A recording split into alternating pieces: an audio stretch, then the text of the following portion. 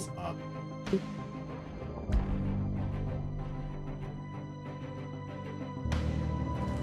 Yeah, it says we're live. Sure, all the audio sounds good.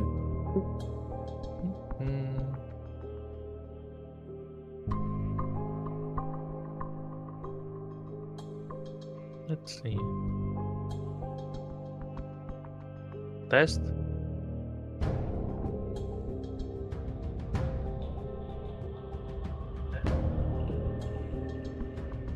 Yeah.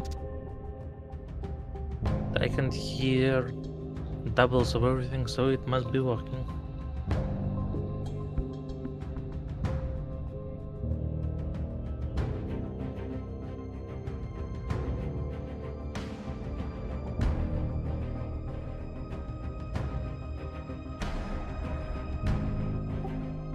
There we go. Wonderful. Now let's see.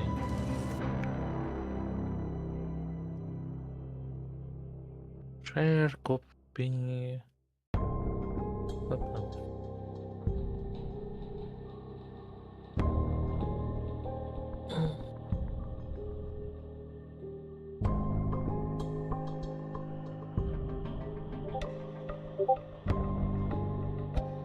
Okay, now all of the China knows we are streaming.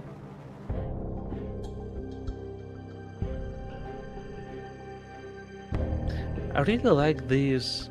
What is it called? Warnings that Discord has. That are you sure you want to alert everyone? Yeah, people should know. And did you switch it to streamer mode in browser?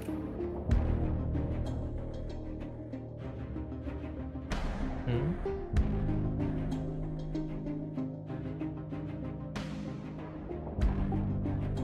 Streamer mode.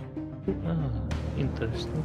Give me a moment. Do you have any like anything will be right back picture or anything like that to temporarily cover the screen?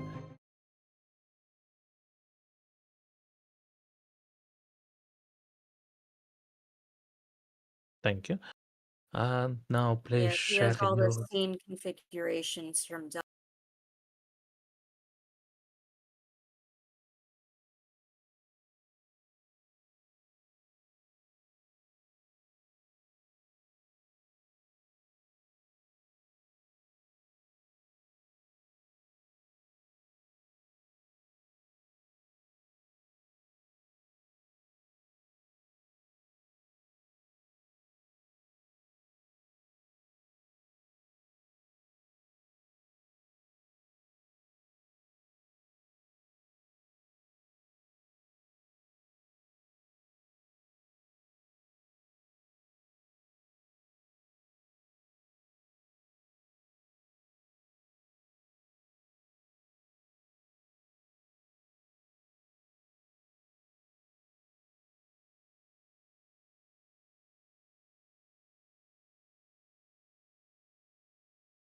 Oh no.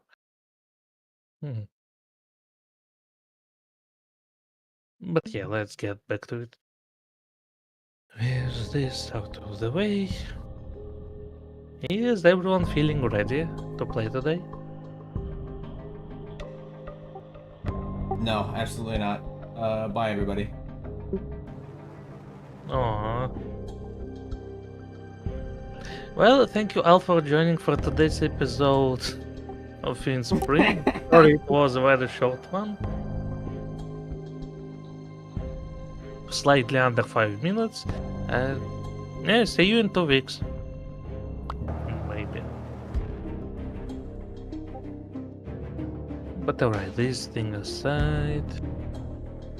The stream is live, we are ready.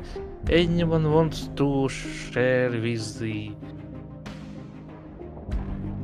whole me what have happened last time? Sure. So last time we went through the forest to a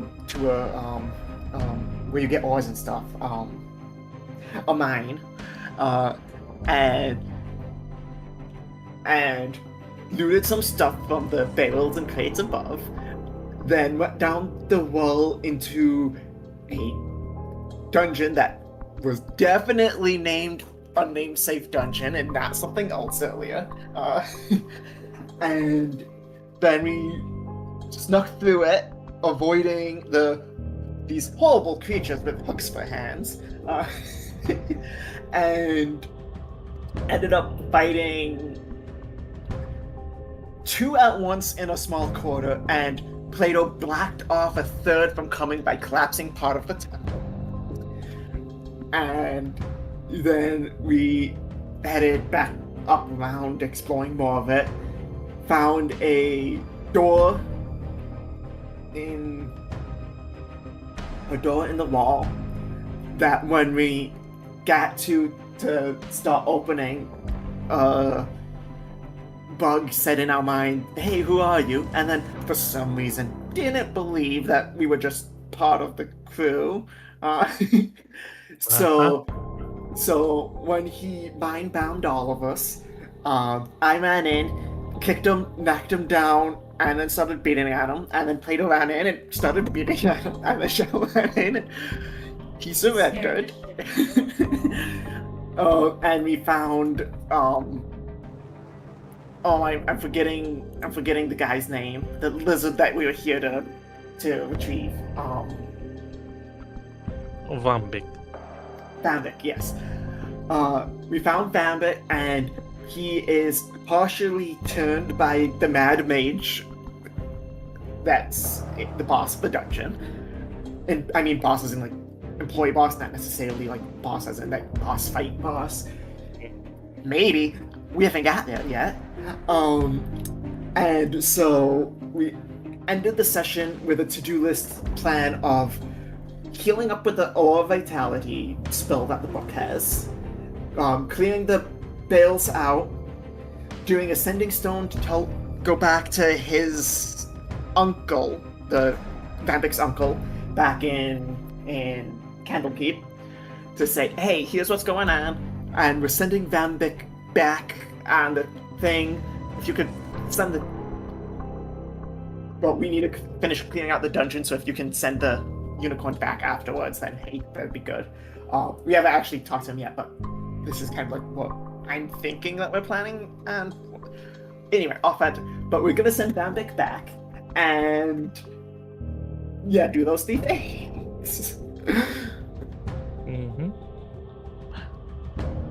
Anything you would like to add, my junior? Just that Zhao scared the crap out of the Dry Queen. And then he surrendered. Also, when you were just approaching the dungeon, you were asked for help by the Dryad? Yes. There was a Dryad who was in bad shape that was calling out for basically any kind of druid or she was looking for anyone who was affiliated with the forest. So she ended up calling for Zhao, and Zhao came and she gave him a fancy... God damn it, Brett. And she gave Zhao a fancy dagger made of wood that... I don't have anything to throw at Brett at the moment. Wait, no, I do. I do have something I can throw. I failed. That too. There you go. Yeah, so she gave him a wooden dagger. Don't you start, Brett. I will go grab that pill bottle that missed and I will wail it on you. I didn't do nothing.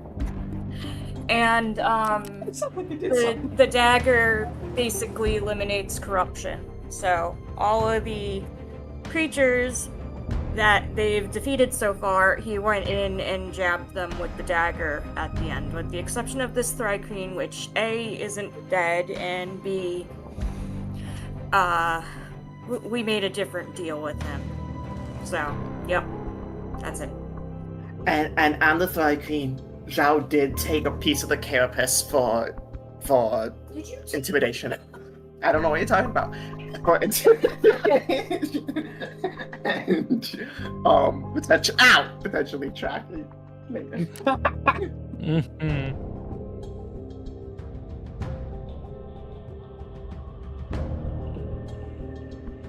Well, let's see. Yeah, that about sums it. What the? Excuse me, looking at things. It's just the icon for one particular magic wand is just a bronze pipe for whatever reason. So that's interesting. But I digress.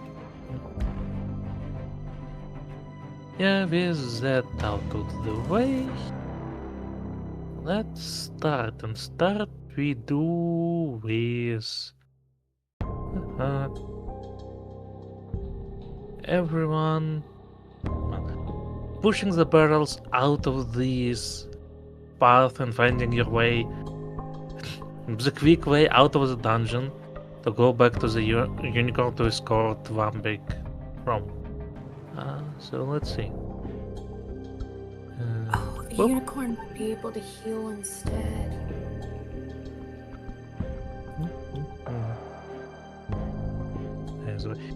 It takes some time for you to get out of the forest, especially since Plato and Lucas have to pretty much carry Vambik, for he is in no shape to be able to stand even. But yeah, from Cracker's perspective, your friend just returned from the woods carrying a lizard person in a very bad shape with bloodshot eyes and such. Oh yeah, and some thorns growing out of his left arm. Well, we had to check if he was corrupted. Unfortunately, he is. Mm. Well, don't tell me, tell Cracker. And now we actually start. Good luck.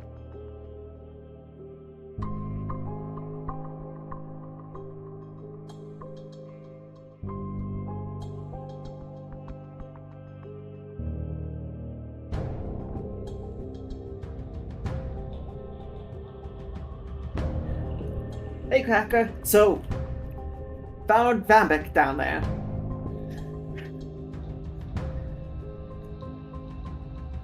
Zhao's gonna translate to the unicorn.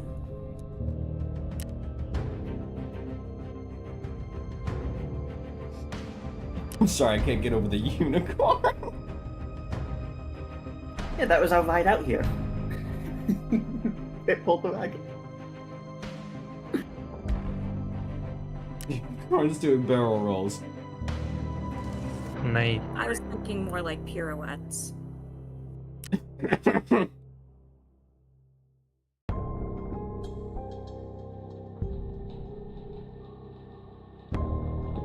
Alright, so you found Lizard Dick. Must you antagonize everyone we come across? I feel like this is Plato's job, but seriously?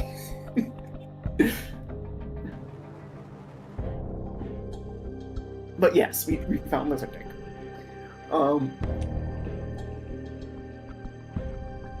And did you do that to him? Jean did the thorns, but we kind of need to go back and clear out more of the dungeon. This. Of the mind. What was that, Feather? Of the mind, because roleplay-wise it is a mine. Oh yeah, Technically nine. it is a dungeon because, you know, dungeons and mine Dungeons and Dragons, believable. I mean, I feel like that might be just a thing that they say anyway. Of it's adventural slang kind of thing. But okay, fair. We need to go clear out the mine. There's some nasty magic going on there. Like what turned me into this, but without the control, or the finesse, or use useful form for yourself, and probably some control magics. Yeah.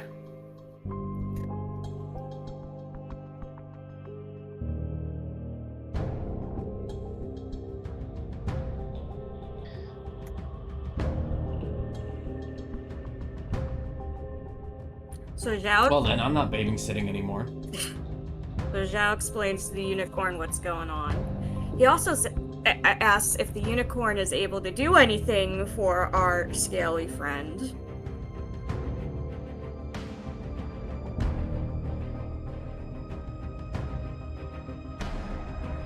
Probably not.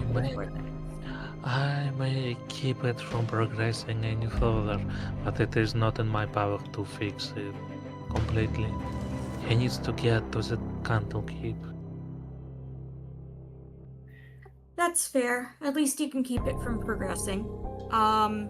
Also, he's gonna ask the unicorn, hey, so I heard you guys can do healing. Do you think you could spot us a little bit of healing before we go back?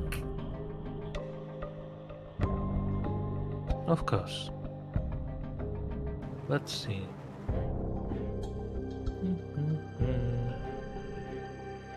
You are badly injured, he just injured. So first I roll, then I will describe. Right? Cast a roll.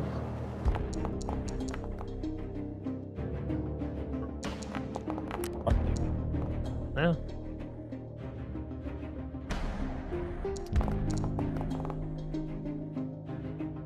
Alright, so let's see.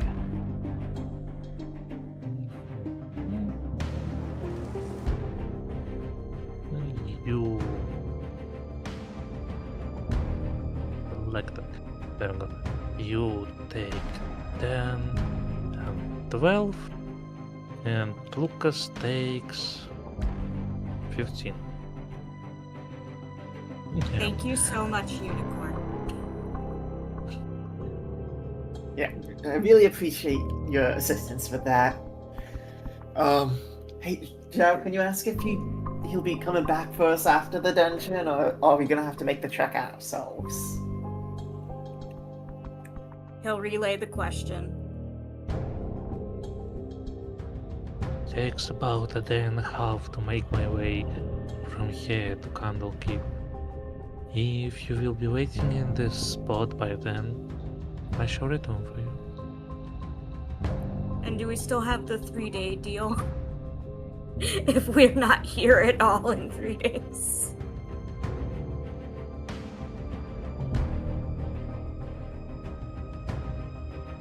Yes.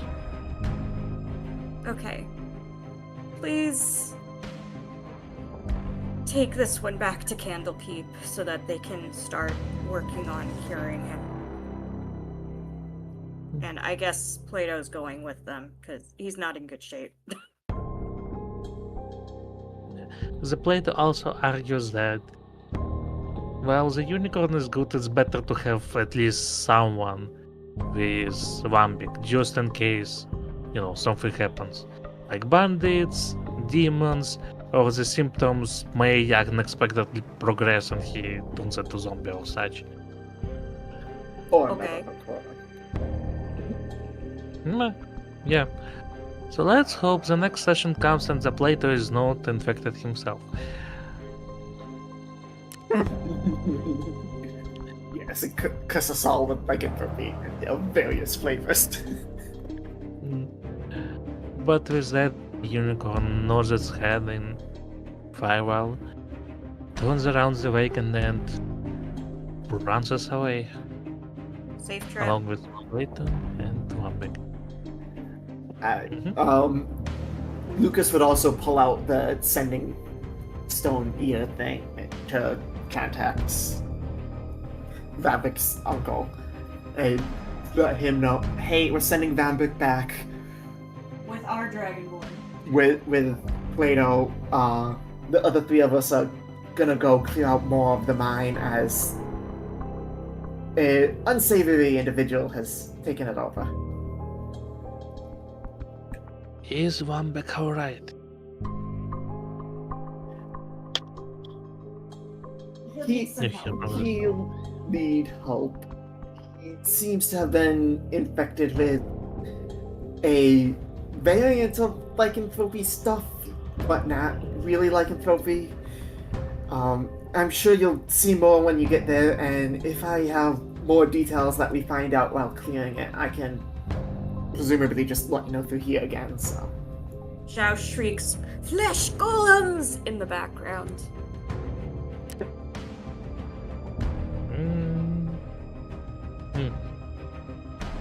Nice.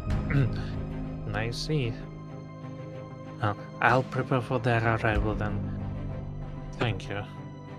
Please, stay safe. That's the plan. Talk to you when there's more information. And then Lucas was just kind of like holding them. Let's just put this back in it.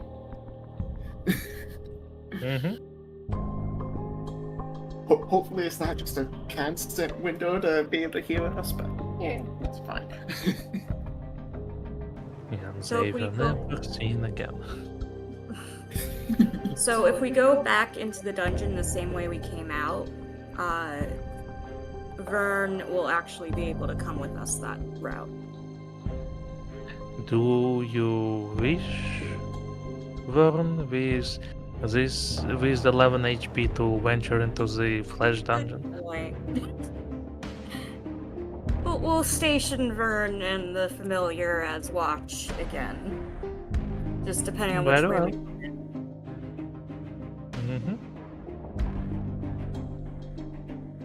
So, you return then to the mines. I mean, I get think back down so. through the stairs. Yeah. Good. Oh Let's, yeah. let's just to give the shovels the idea how it looked from the outside.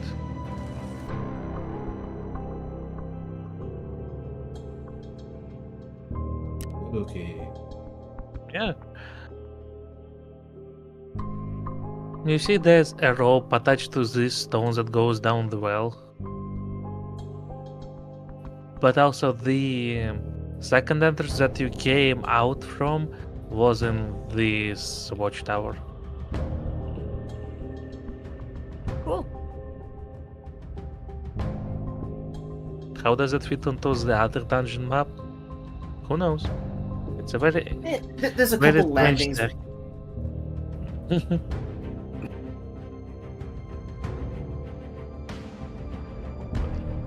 Returning back, let's see. Yeah. This, that, and one cracker. Boop.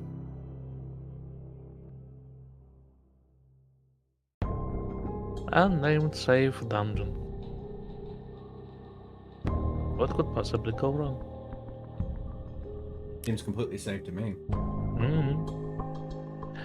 As you, oh yeah, because since you weren't there the last time, as they led you further into the forest, you would see how the further and further you go, the less you hear of the animals, of wind or anything else, with the grass dying out and the trees pretty much, what is the right word, rotting away with some sorts of glowing bulbs growing on them.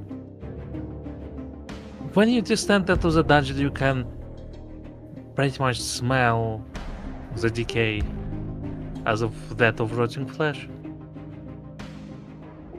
Let's see. Yeah, that pretty much paints the picture, I hope. So, what do you do?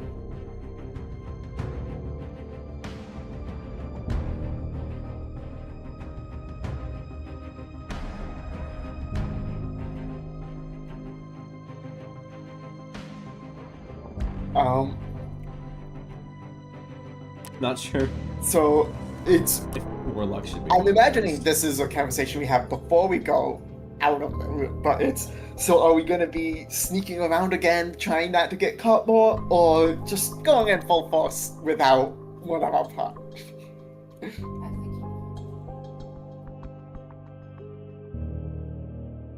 And Lucas is definitely voting for trying to stealth and avoid the monsters until we get to the boss.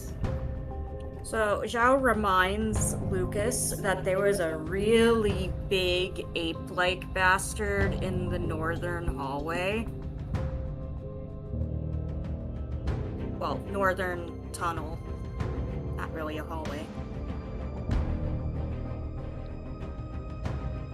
Do you Your think... call, ugly stick. I'm made for both. Do you think that that is the conductor of all this, the mage in charge, or... Oh no, that don't look like a mage.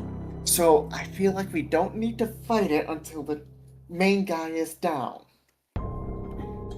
Hopefully, all the others will just be taken care of at that point. If not, I guess we can do a cleanup squad afterwards, but...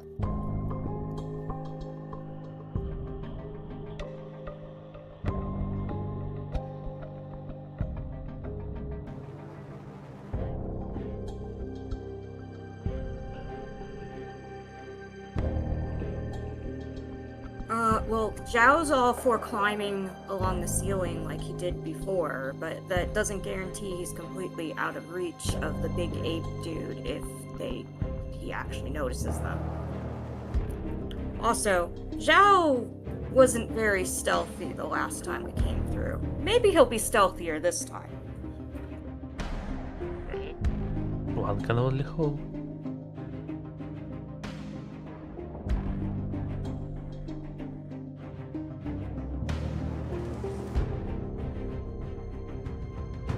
So should we do stealth rolls to try and not be caught then, or as we're sneaking around, or is this gonna be something that happens?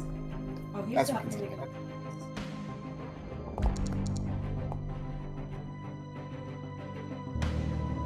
I thought that would happen again. To the ceiling he goes. How high is the ceiling? Let's see. That would be... So that's the normal person. That would be 20 feet. It is pretty... No, wait, excuse me. The feet always so confuse me because I'm used to speak in meters. But let's see. So that's... That's 15. Let's go with 15. Okay. It's a big cape.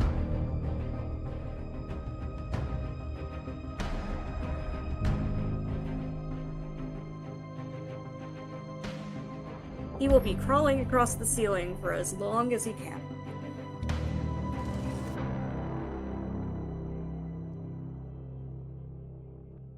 Mm-hmm.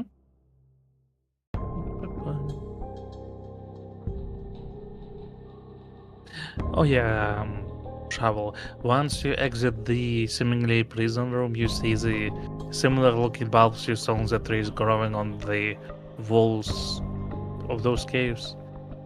They appear to be pulsating as if similar to that of a heartbeat. Yes, you're not quite sure, but there's definitely something on the inside.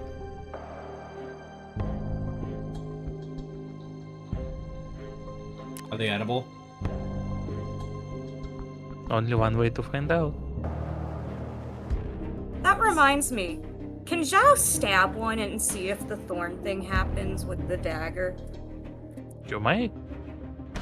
He stabs Yeah. one. You stab one, and let's see. Roll me your dex. Dex save.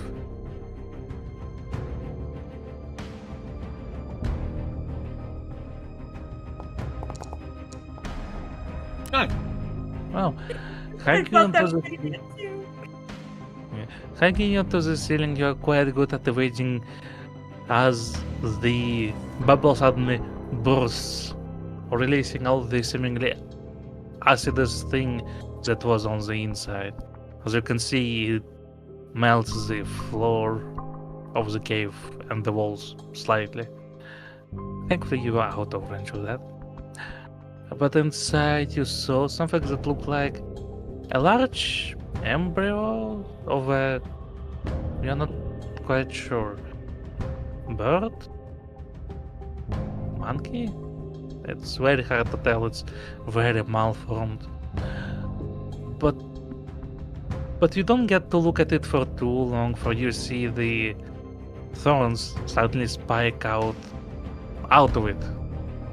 And soon enough it disappears, and the black smoke, just like the rest of the enemies you saw so far, you have stabbed so far. Okay, so it is corruption. He can stab it and eliminate it, but also it's dangerous because it spews out acid. Got it. Yeah.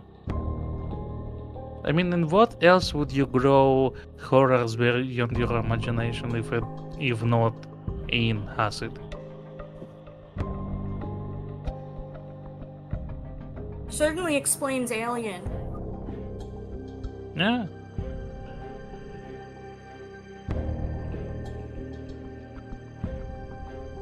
And I'm just gonna assume that the potion of heroism has definitely faded by now, because I'm afraid so. yeah, figured as much. I was just figured I'd double check before it became too relevant. Mm-hmm.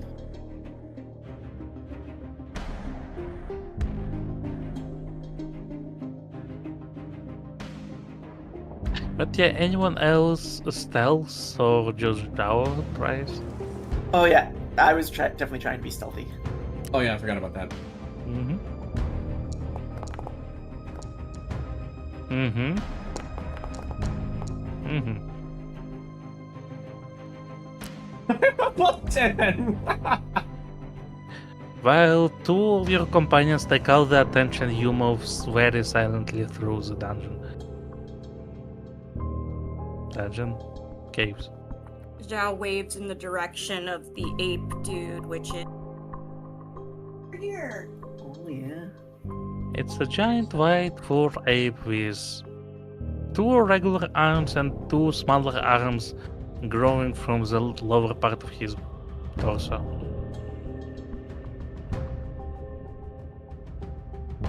They look not very friendly and definitely hungry.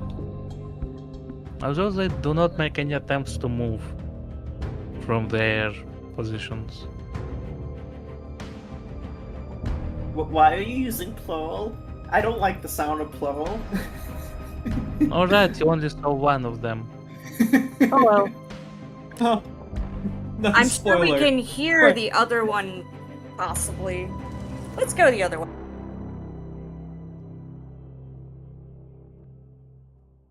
Yeah, there's a reason I want to avoid fighting those if possible. Oh, this is real full. You still manage to pass through them without popping them, but it does count as a difficult terrain. For everyone but Zhao, because Zhao is on the ceiling. Ceiling, yeah! Hey, Zhao. Do you want to, like, throw the dagger through, see if you can hit multiple so that we can actually get through without bursting? No, because I can see the other one now. Oh. It can definitely see over here if I do that. From your position, you can also see that the tunnel right behind the ape, which is this one, appears to be leading further, for it is one of those that have not collapsed yet.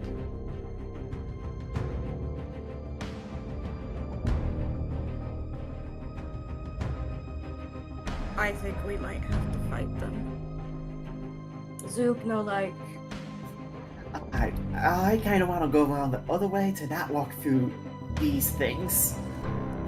What if lure into here and then pop?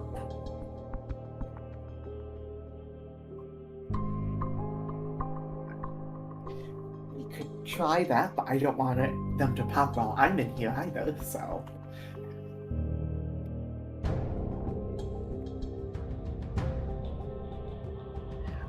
Would acid hurt?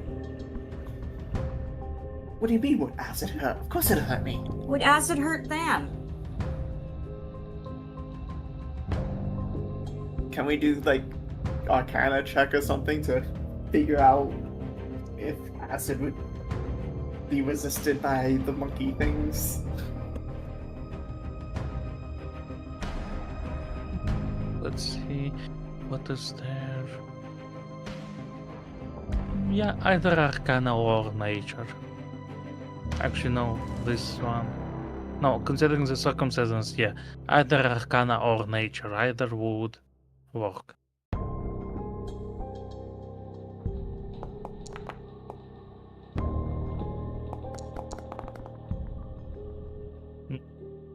Good rolls. Yeah, from the look of it and the overall extrapolation of the knowledge you already possess, yeah, they don't seem to show any qualities of being acid resistant or acid immune. However, on the other hand, you're pretty sure they were born out of one of those sacks, so they were born in acid. Wait, where I was going with this thought? Alright, scrap all of this. We'll start over. While they do not show any signs of the regular acid resistance or immunity, like the thick hide or magical glands that make you resistant to acid or such, you're pretty sure they were born out of one of those bulbs, so they were born of the very same acid. Which is easy enough to easy enough of a conclusion to make about them being at least resistant to it. So maybe not lure them into the tunnel full the sacks.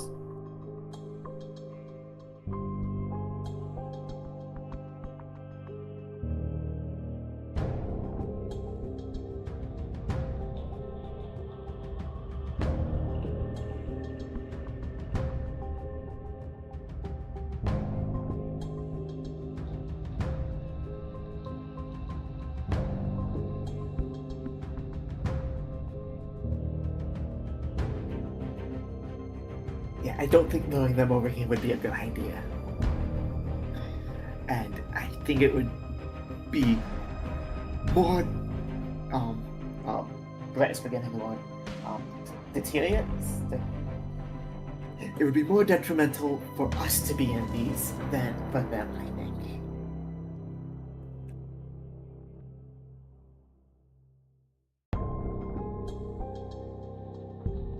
How Rabbit want to do this?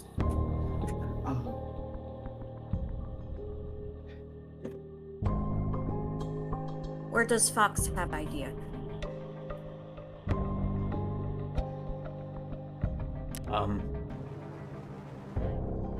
know about you, but I feel like we're thinking too hard. I kind of want to just beat the shit out of him. That does seem to be them in the way of the main obstacle. So yeah, but I don't want to go through these. Points at the sacks. Nah, I'd rather just go through the main one, even if they then expect it.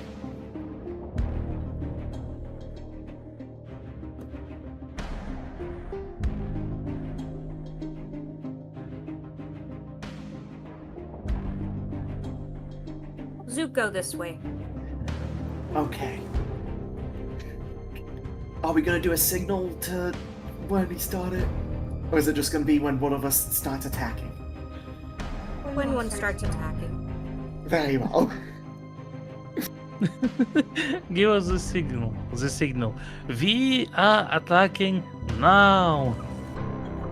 Signal. Charge! We need a plan of attack. I have a plan. Attack.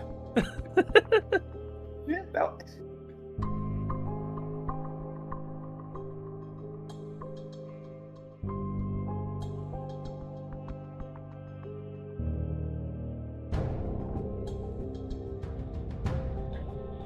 kind of wants to go left and see, but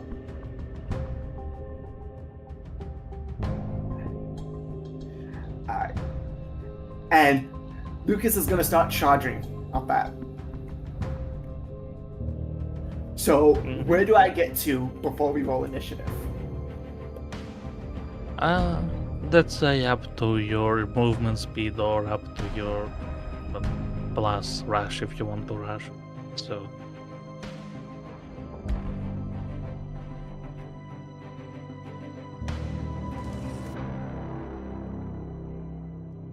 So here is my normal move speed without dash. Is there any reason not to dash here, or? no, Oh, that's a lot of these sacks. Yeah. Hopefully no one has a fear of many bulbs. Like Or a trypophobia, trypophobia that part kind of reward.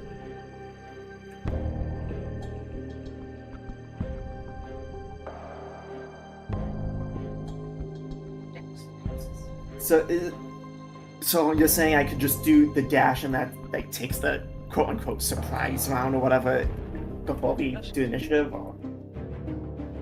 Yeah, pretty much. Okay. So Consider Lucas wants... this. Yeah. Consider this a surprise round. Okay. Alright, I'd like to get some.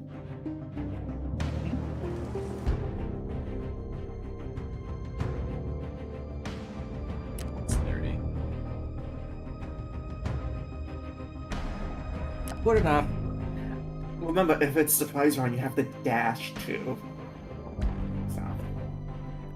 I mean, you don't have to. You can use this action for attacking if you wish. True.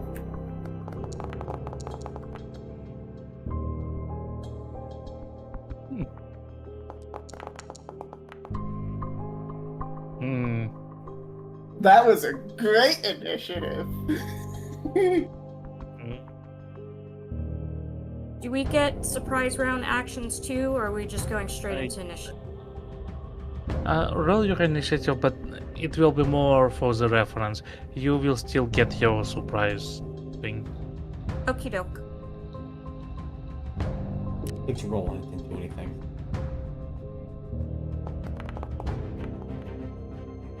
It's alright here. There we go. A little laggy. Let's see. Boop. So that was Lucas did everything.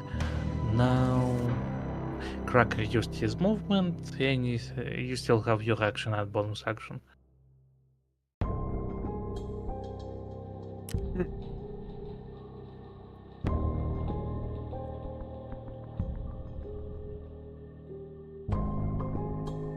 No, I think I'm overthinking it.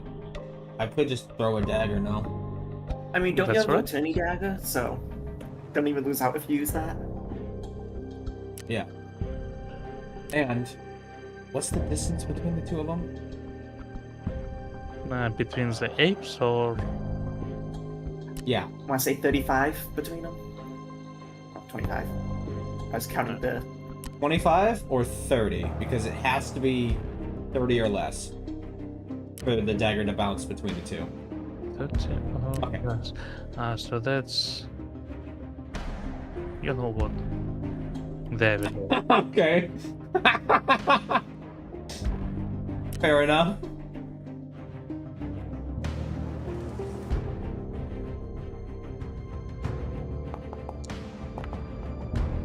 It hits.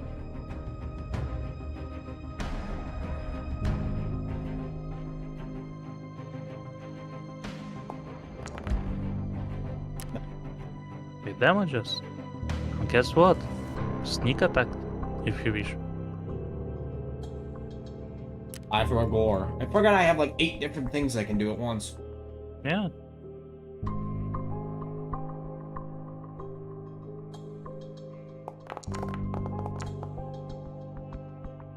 Boom. And now the attack for the second ape. To reach the dagger ricochets.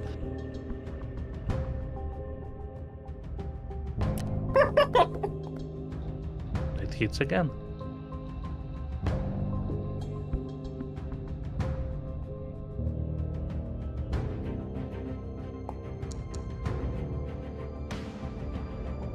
Nice.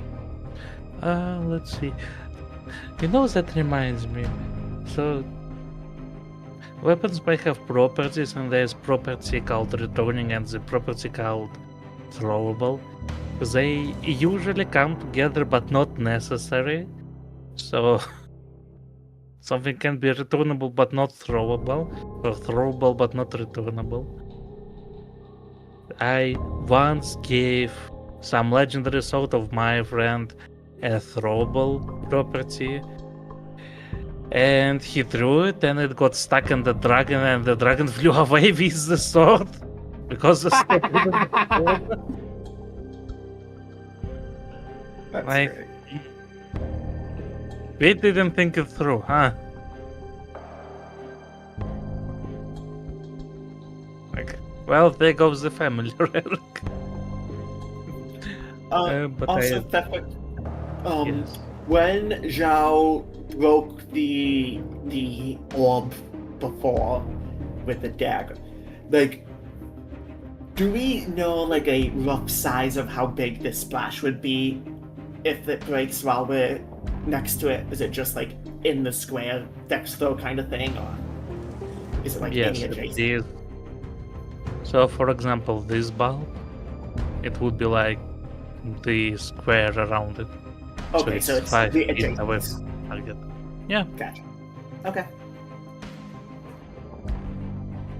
of Just course, figured I'd not ask all that of them Second are. plan. since we had an example of it already. Of course, not all of them are centered, so it depends on how much bulb in this particular square. So, I mean, you see this one mostly in this square, so that will be the origin point.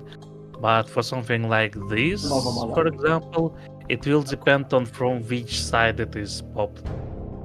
Yeah, that makes sense. Good.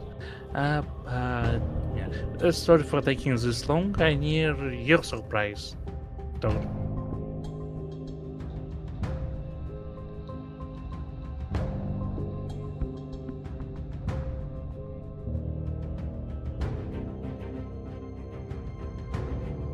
Apparently, there's a hole there. I didn't realize that. Backtracking site. Hmm. There we go. Alright.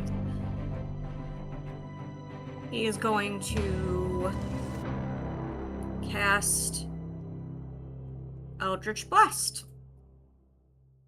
Mm-hmm.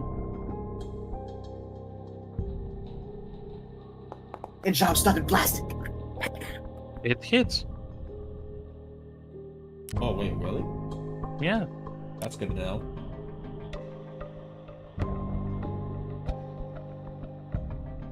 Move a token, someone. Wrong tool. There you go.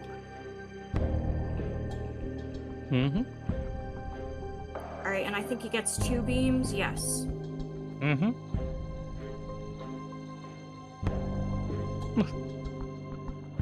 How come your patron allows you to have 2 beams? This That one one I sadly do. misses. Yeah, okay. Yeah. And well, I'm not gonna use the bonus action for that. Give me 1 sec.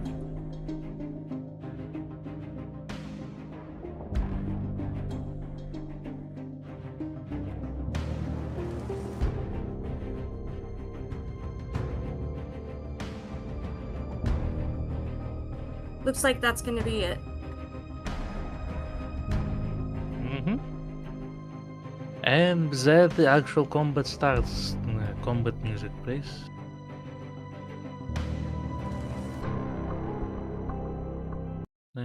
Boop.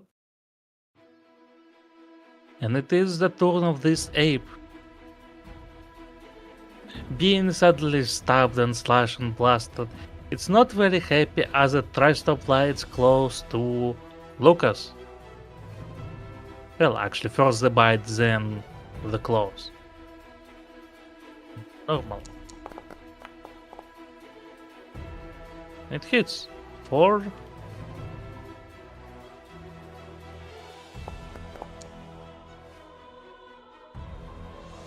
4 piercing damage. That's already with the resistance calculated in. And then comes the claws. 1, 2, 3. Oh. The last one actually hits. 4, 5 damage after the resistance.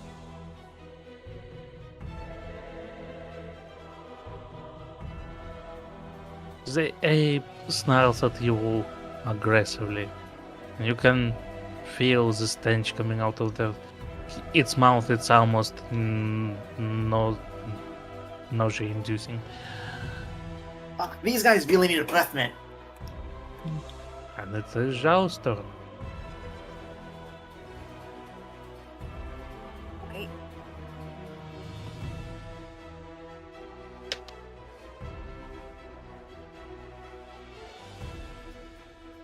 Ready? I blast. Good choice.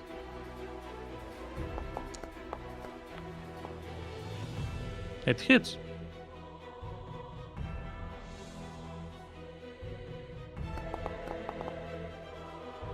Interesting.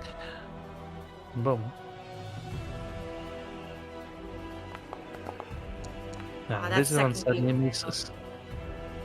All right, and then he's gonna move around.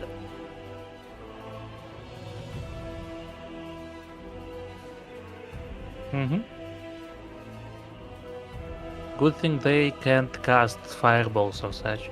Imagine getting a fireball in here. Yeah. I mean, he's still on the ceiling. Yeah, but you know, explosions work in interesting ways. Yeah, that's One true. I fire. don't care how much acid's in the room. I said cast fireball. Next session, everyone is wrapped up in bandages. Quick question.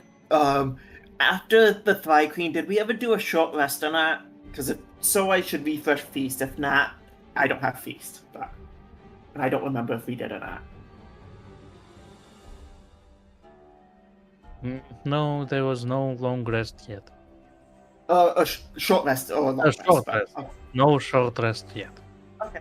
Just double check. Hey, it's Cracker's turn. Do you want to be on And- that side of it? Because the other one's probably gonna. Well, I mean, if you, so long as you run away, won't flank. Never mind. Give me 2 seconds.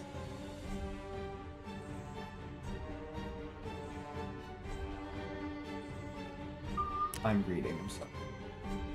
Yep, no problem.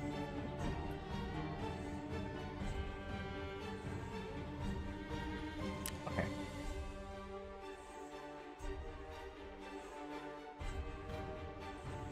I got a question. Yes. This is not telling me. Can ambush prey be used as a bonus action? Sadly, no. On your spellbook page, in the usage column, you see it says action. It Oh, means okay. regular action. I'm dumb. Should have read that. It happens. Don't worry. If you want to go back to your position, you may. No. I think I'll set up. I guess I'll use ambush prey. Mm-hmm. Congratulations. Let's see.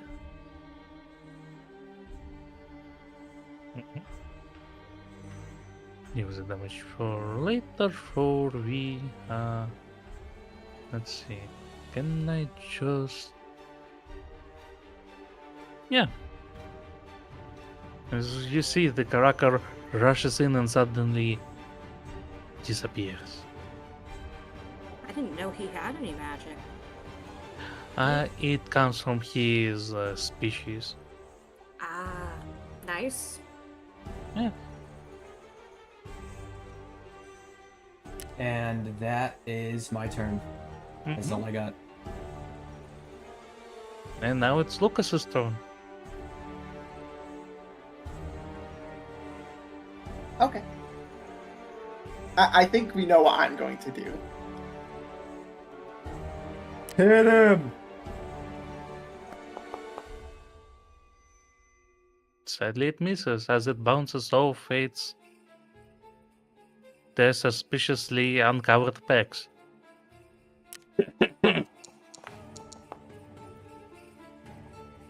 This one goes right through, though. As I'm What do you mean really goes not right sure why. through? It goes through its defenses. It hits. Ah, okay. Yeah. So I I'm think he really not thought sure that why. it phased through. Yeah. Yeah, Yeah, that's I what I was get going it. to. No. So I'm really not sure why they thought it will be a good idea on this art to like just why the fur does not cover the chest. That's I wonder why. I think because it's based on a gorilla, and real life gorillas, especially the males, have bare bellies. Did it actually roll the damage? Or... Yes, it did. Yes. Yeah, it did. Okay, mine is not updating that. Oh. Okay, well, But I'll it's just go for third attack.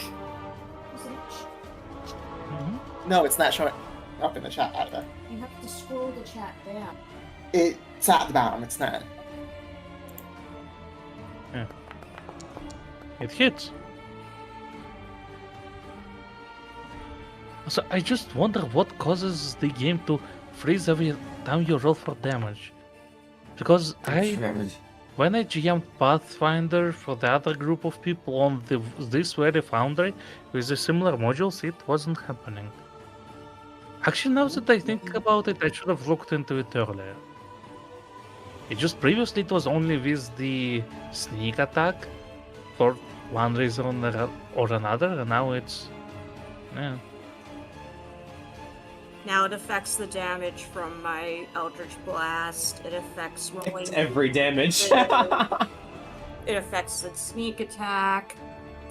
It And then, affects D4s. and then for movement, I'm just gonna go around to the other side of him, so. Mm-hmm. And it is this ape's turn. No, Make him work for that flanking.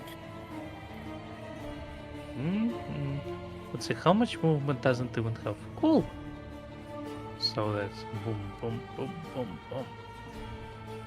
Why doesn't it show me the movement? Oh yeah. I could see the movement. Yeah, Show the stupid what I- number. I could see it too, but not the numbers. But yeah. As it rushes out the way, he looks this direction and goes off on him. With one bite that goes through, piercing his magnificent rabbit hide for 3 damage. And then claw going 1, 2, and 3. Two of them hitting. Oh, now it doesn't freeze for damage for whatever reason. Dealing 3 and 3 damage. Let's help Dungeon Master to calculate how much damage it is. What is 3 plus 3? 6! 1. 18. 6, 12, 18. 6, 12, 18. Master is 24. confused. Locust received 25 damage.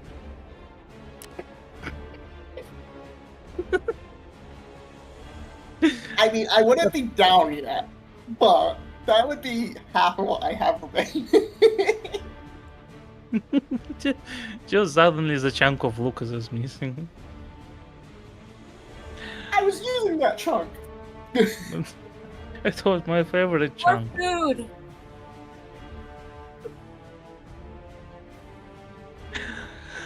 But yeah, there's damage aside. Yeah. This save. What is even their intelligence? Mhm. Once again goes to the bite. Which misses. And then the claw, and the claw. Once again, two of them hitting.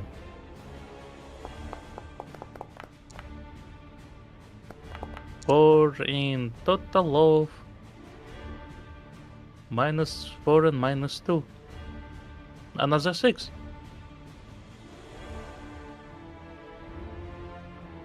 So as the apes try to tear Lucas apart, what does Zhao do?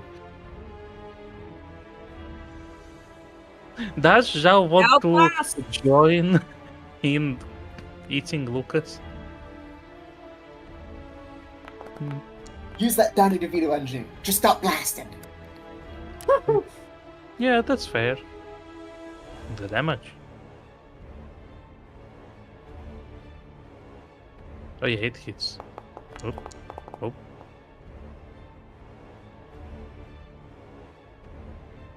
Ah, it was actually exactly that.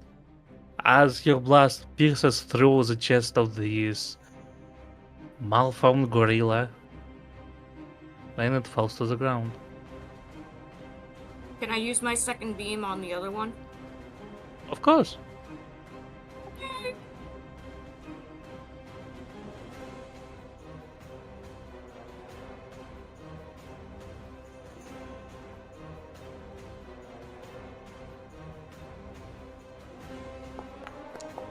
It hits.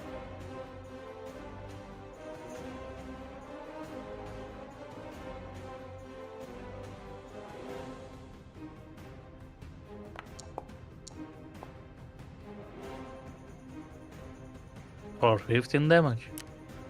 I thought that was a 0. I'm like, 0 damage? Mm. Oh, on the D10, the 0 means 10. Yeah, that's weird. It is to make it so the numbers are all of the same shape. Same size. And so the 100 tables, you can just read across them without like ignoring the one. Like that. Mm-hmm. And now it is Kraken system. Mhm. Alright, well, my attack of opportunity plan went to crap. Oh, sorry. Were you? Is that what you're planning? Apologies. That I was planning to cut him off. No. Well, you can still do that. It won't stop him when he strikes, but you can still do damage. So, revenging time a little bit. You might do the attack of opportunities, then we do the rest. I don't think it's that important. I can still do a lot of damage. That's fair. I'll just un-invis and move over for, thinking. Mm-hmm.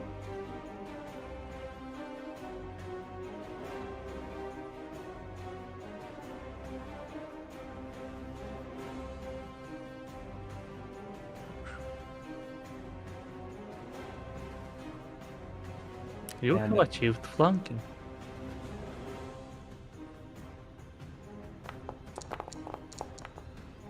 It hits. That's ouchies. For 9 damage.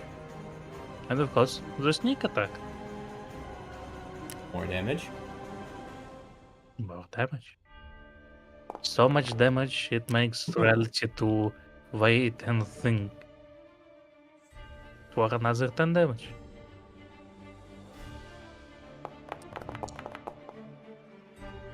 Hits.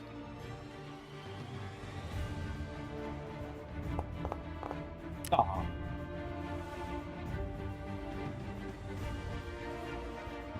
It still leaves a small cut.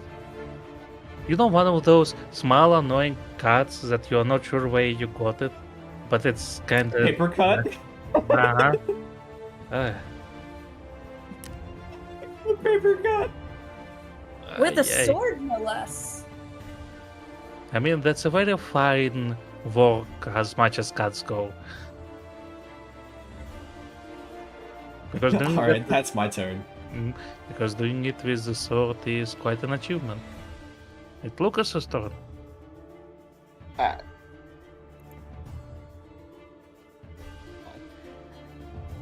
now that I'm targeting the right one, and it would be advantage because flanking, right? Yes, Okay. it hits. Oh, excuse me. Bless you. Thank you.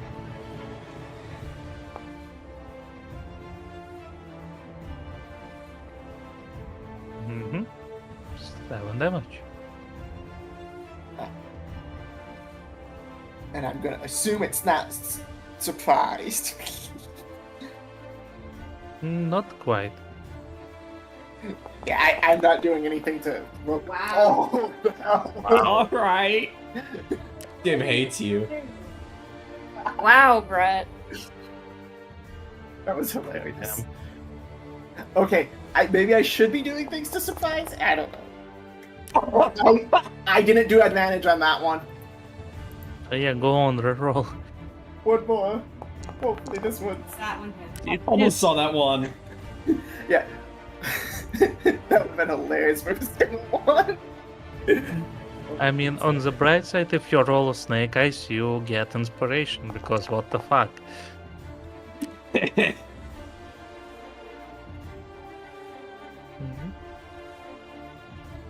Mhm. That's all my things, so unless I want to move, but that would lose Cracker the do you want me to provoke opportunity so that it can't do it to you?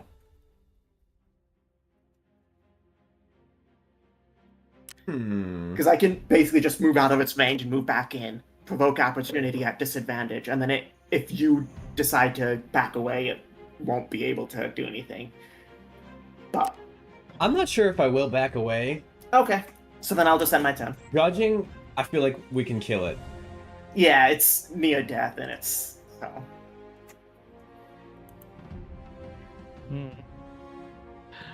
Alright, so the ape wants to take another bite out of Lucas. Of the two that it can reach, I'm glad it's going after me. I think I have more hope and resistances than Cracker, so. Yes. Indeed. For you take 3 damage. Now it tries to claw you. It hits. For 3 damage. And with its smaller arms it tries to reach Cracker. Oh my gosh. Aww. It just did a 180.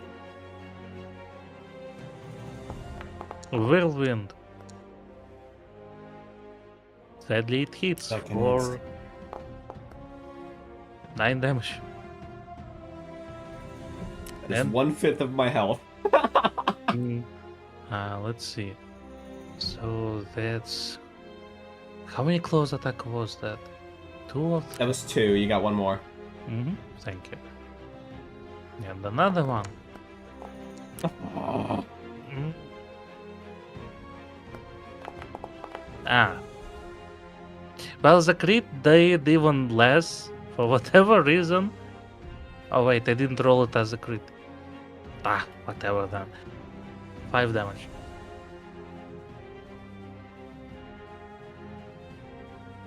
And the... Wait, if it would be critical, would it double everything? Let me check. I think Cliff Ow. only doubled the die. Just double the dice, so that would be just another 1d6. Let's see. Okay. Yeah, 1 damage on top of that.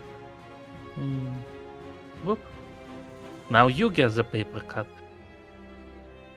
2 of them, I guess. But yeah, that is the ape's turn. And so it comes to Zhao. Take it down, Zhao.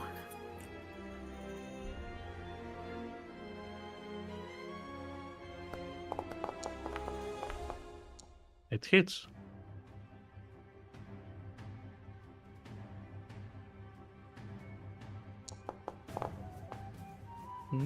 Do you wish to describe how you have ended it? Basically explodes outwards into many pieces. Mm-hmm. Which Zhao's gonna have fun poking with the tip of his dagger. It will be like those community work where you have to pick up the trash with one of those pokes. With the sticks. Mm-hmm.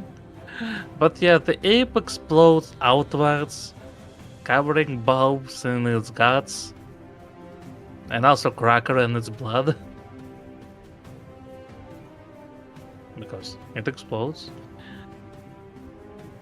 And that finishes this combat as the caves grow suspiciously silent, aside from the dead wrong music. Aside from the suspense ambience.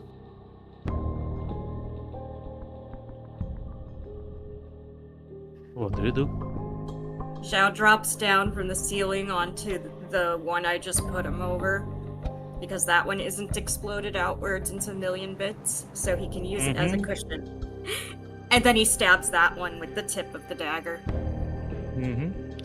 So to describe to Shovel how it looks like, Zhao wields a dagger seemingly made out of the gnarly kind of wood, and once he stabs the ape, you see suddenly thorns burst out from the ape's body, and it suddenly dissolves into black smoke that soon disappears. And now he goes around and starts poking the pieces he can reach of the other one.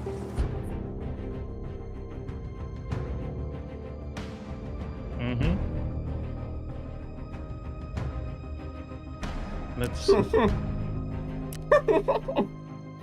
In the midst of all these bones, does it look like there's any like supplies of, like, if there was any humanoids or sapient creatures or anything that had stuff on them when they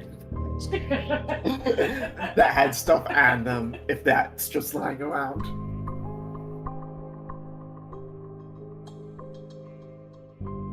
As a matter of fact, you don't see any equipment in their bodies. Okay, so it's just like the bones and gotcha. Yeah. It looks like they have been picked clean, more or less. Yeah, I figured that much. I was just like, maybe one of them was a person that they fed to the apes and they had a gold pouch or something just hanging around because of that. But I get that there's not. So that's fine. If you're dealing with the wizards, all the gold most likely have been picked up because material components are expensive. I mean, true. So, do you guys want to go to the cave up north that Pepik said wasn't collapsed? Or do we want to look towards the caves to the west first? Because I'm assuming that the north is boss, but I don't think Lucas would know that. Mm-hmm.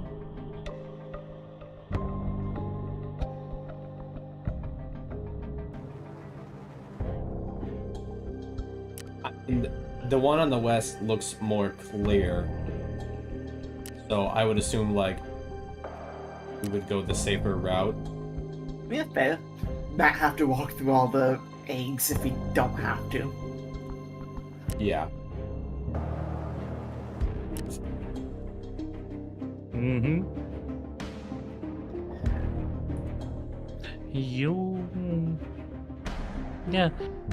You successfully complete your community work of picking out the corruption pieces. I mean, technically all those eggs are also corrupted, so hopefully it'll be dealt with when we kill the necromancer. So that you don't have to poke all those eggs and dodge the acid splash. But I mean, he was dealing with the remains from the ape thing. yeah, but what I'm saying is, there's also all the eggs that technically should also be stabby stabbed, but He'll take care of those later if he needs to. Okay. It's so much work. Yeah.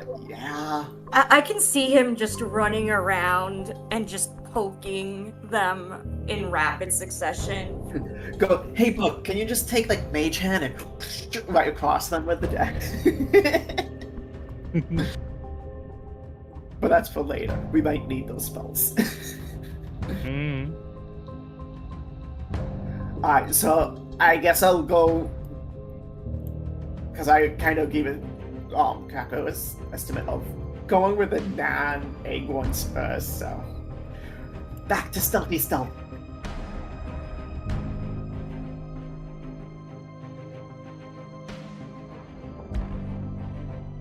Decisions. I hate thinking. Aw.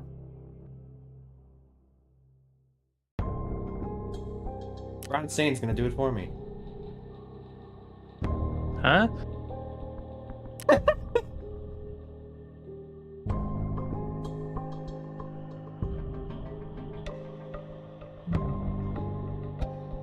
Oh, looks like we lost Shao again. Zhao found a bag! That's right. Fuck the rodent. Mm-hmm. Metaphorically or...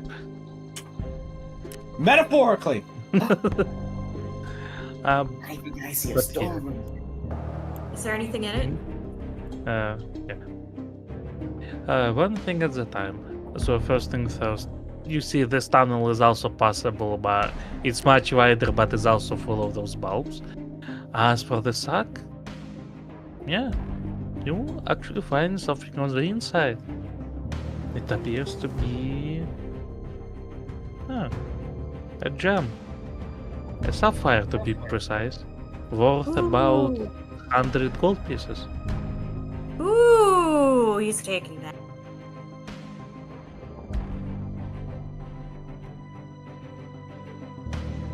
Anything else?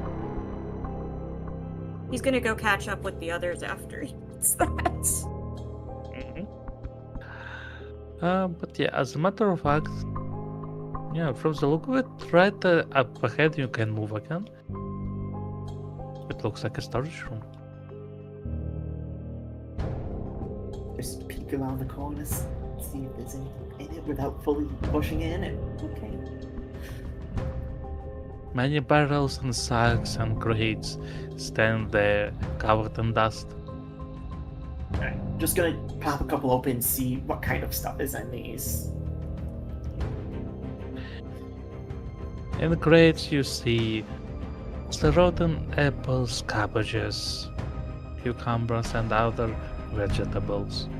In the barrels you will see fish, also rotten. And the sacks are full of potatoes that, well, are doing fine, but the roots seem to be growing out of control. Bag of potatoes. Living. Yeah. Plants. If I just go to the bottom of the stairs and peek up, what do I see up these stairs? You see another collapsed tunnel. Okay. Oh yeah, potatoes pretty much seek the soil. Do you help potatoes to find the soil? I mean, they'll go down through the other potatoes and it'll be fine. They'll be fine. Yeah, potatoes got potatoes. We aren't potatoes. We Potatoes don't are got a hardy potatoes. plant. They'll be fine. That reminds me, with an air fryer I can cook potatoes more efficiently now. Because I hate using a pan for this. I always mess up turning all of them over. So they're like 25% burned, 25% undercooked, and 50% everything else. With an air fryer though,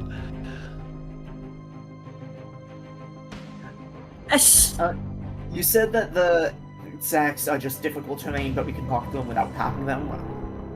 that's correct. Also, you want to say something, Ainir? I was just laughing. Also, I pasted the potato meme in the TTRPG channel. Let's go around the clear way. Yeah, exactly this image. I once forgot the plastic bag of potatoes behind the door to the kitchen, and I usually don't close this door because I live alone, so like whatever. And by the time I remembered, the potatoes have grew out of the sack. So, funny thing, anytime I keep the potatoes on the counter and forget about them, they rot. Anytime I have them in the fridge and forget about them, they start to grow little, like, nodes that are green instead of, like, they just... They don't grow roots exactly. They decide they're gonna try growing stems first. It's very strange. Yeah. But the potatoes discussion aside, look, the locals have found a sack that doesn't have a monster on the inside. For once. Yay! Oh, they both cards. I need to satiate my gambling addiction. Or is it another gem like I found? Chao now has No. 2 sapphires. Inside you see something that looks like a curious looking hat.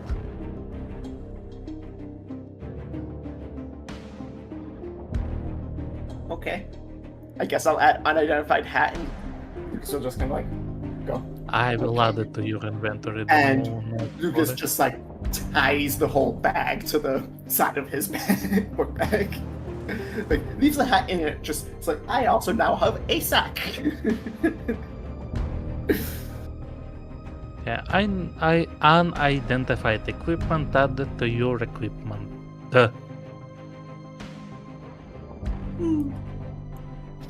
Is that Sorry, supposed to excuse be caved in? Yes, we are facing I the can- wall. It's very interesting looking wall.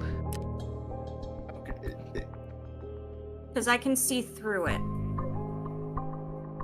Yeah, I see like a little river side here, but it's in Yeah. darkness. So if that's just supposed to be solid wall, then that's a It would explain why I can't keep going.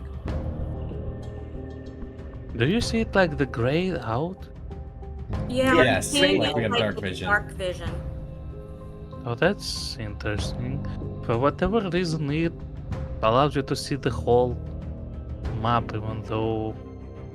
Have I accidentally reset the? I might. I have mean, it might mon- also be if you didn't have the wall made before we came down the tunnel, because we could see, like, standing where I am, I can see all the way out to where the guts are on the floor, basically, in a small cone. So if you didn't have the wall there before, it might just be leftover of while we were out and fighting the apes, and it just casts and Hmm. because it shows like the entire area. Regardless, apparently it's a wall, so we can't continue any further that way. Well, not the wall. It's a very recent cave in. It looks very fresh. Not movable though. So. Yeah. I have a pickaxe. You sure do. I mean, if you really wanted to, Zhao could help because he has a burrow speed, but I mean, we saw a way out. I just don't want to walk through the tunnel of the eggs. Creepy. Learn to climb. I can climb. I'm the only one who can't. And you said it was this one that was the open one? Yes. Okay. And the tunnel Zhao have found. But Okay, do I have to roll? I thought it was just No. difficult terrain. Oh, it's just difficult? Okay. Yeah. That's a question. Make sure none of your daggers are like pointed outwards. Oh, they're all touching the bulbs right now as we speak. don't make any swift turns with the dagger on your belt and the rapier on the other side of your belt. I'll just make sure I stay at least like 10 feet away from him. It's like, I don't want you near me in these eggs. You have a lot of spikes. My on sash you. of daggers just dangling. And I've got like a dagger in my backpack, a dagger in my boot, dagger on my head. Mm-hmm. And now... Let's see, what's this? What time is it? Yeah. Let's take 5 minutes break for the restroom, water, hydration, anything else, because the next thing is the important rooms that we wouldn't want to, what's the right word, interrupt. Interrupt? Yeah. Good timing, I gotta pee. So 5 minutes break. We will be back shortly. Alright. Does Zhao tell us about the sapphire, or just secret it away, never to be appraised by the appraiser? I'll tell you about the sapphire another time, but Fefik already said roughly how much it's worth. True.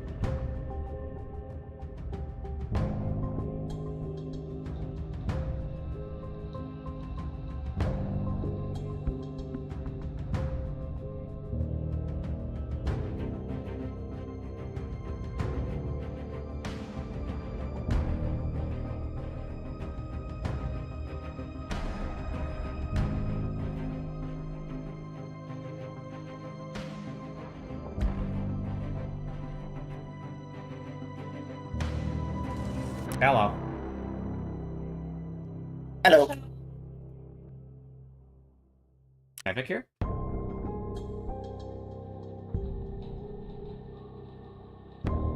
I would presume still AFK since Fevik didn't respond. Nah.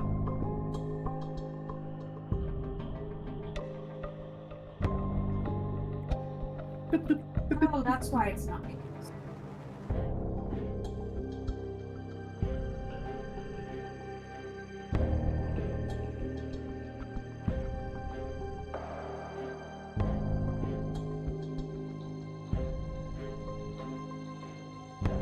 Apparently push to talk doesn't work when I have Paint Tool Sai open.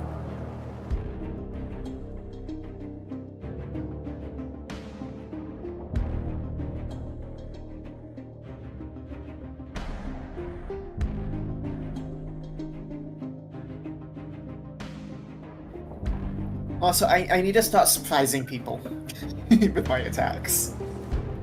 Brett and I were. I mean, I tried. Oh, there's You Smith. did. But if I'm I back hit in there. someone... Hello. Yeah? But if I hit someone who's surprised, then they also then need to make a Constitution save or be stunned. Yeah. So I need to figure out how to surprise people a bit more. Yeah, I was just recently informed that I'm actually able to use spells because I was really confused. Mm. I have a couple. Yeah, I still don't have those. I just have... I hit things and I hurt more. Mm. Perhaps one of those transmutation cards could give you some spellcasting. Well, if somebody would let us draw them... You had 2 of them! And you were pissed off about one of the results. So no! But the worst result that happened would have just undone the bad result, so it would have been fine. And since 2 of the party doesn't want them, it's 3 for the 2 that do care about drawing. Cracker never actually said he didn't want them. No, but you and Plato both said that it's too dangerous to ever draw them. You should draw them. So you guys should have drawn them. Hey, I got mixed emotions. If you hand me one, I'll use it. If you don't hand me one, I don't care. Cool, let's Zhao do is that right now then.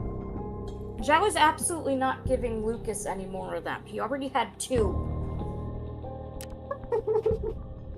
I should have just drawn all of them when I picked them up.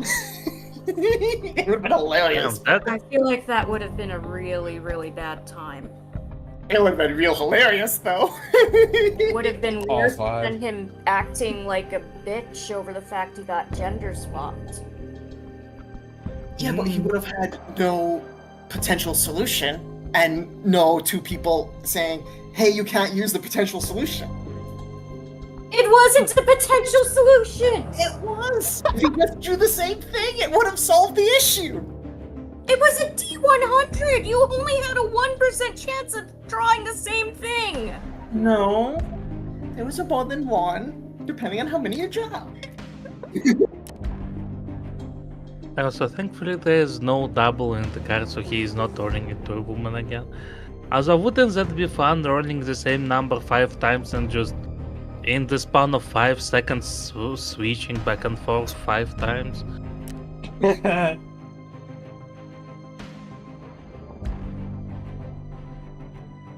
Yeah, but Brett got way into character over it.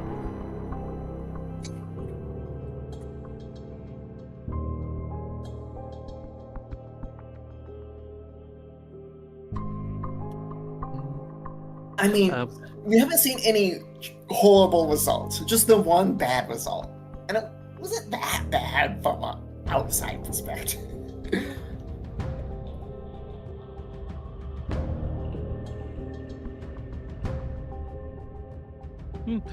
But that thing aside, unless you want to draw the cards right before the boss fight, that could be interesting. Yeah, what could go wrong? Cracker, you should draw some cards. No. Besides the fact Uh, that they're in a flesh pouch. I won't draw them now, but I might ask for one later. I'm just saying that now.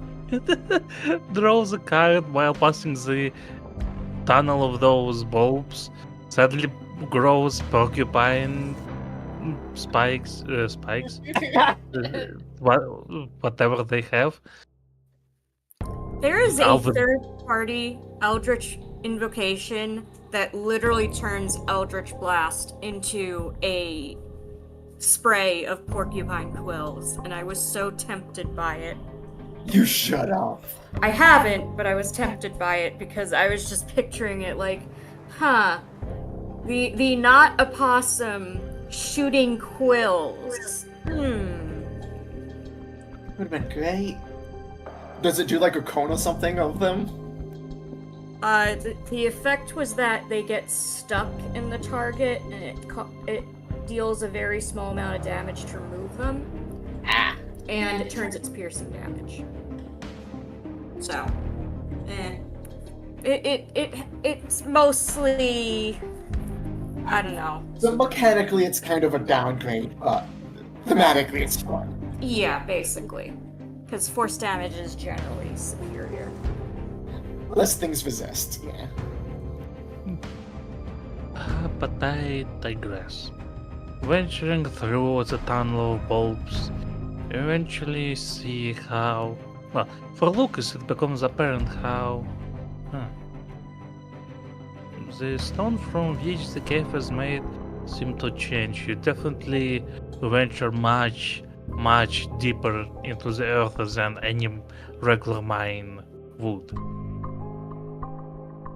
Eventually you run out of the bulbs and find yourself in a more spacious area, which I will move you to shortly. Pretty sure that was not it. Just the great void and Splits the wall. What now? I walked off the map and it was just a gray void. And We're all off the map. Well, congratulations, you end up in the backrooms now. Hey, that would be fun. I mean, thematically it would work for me as Void, but not really for Zhao.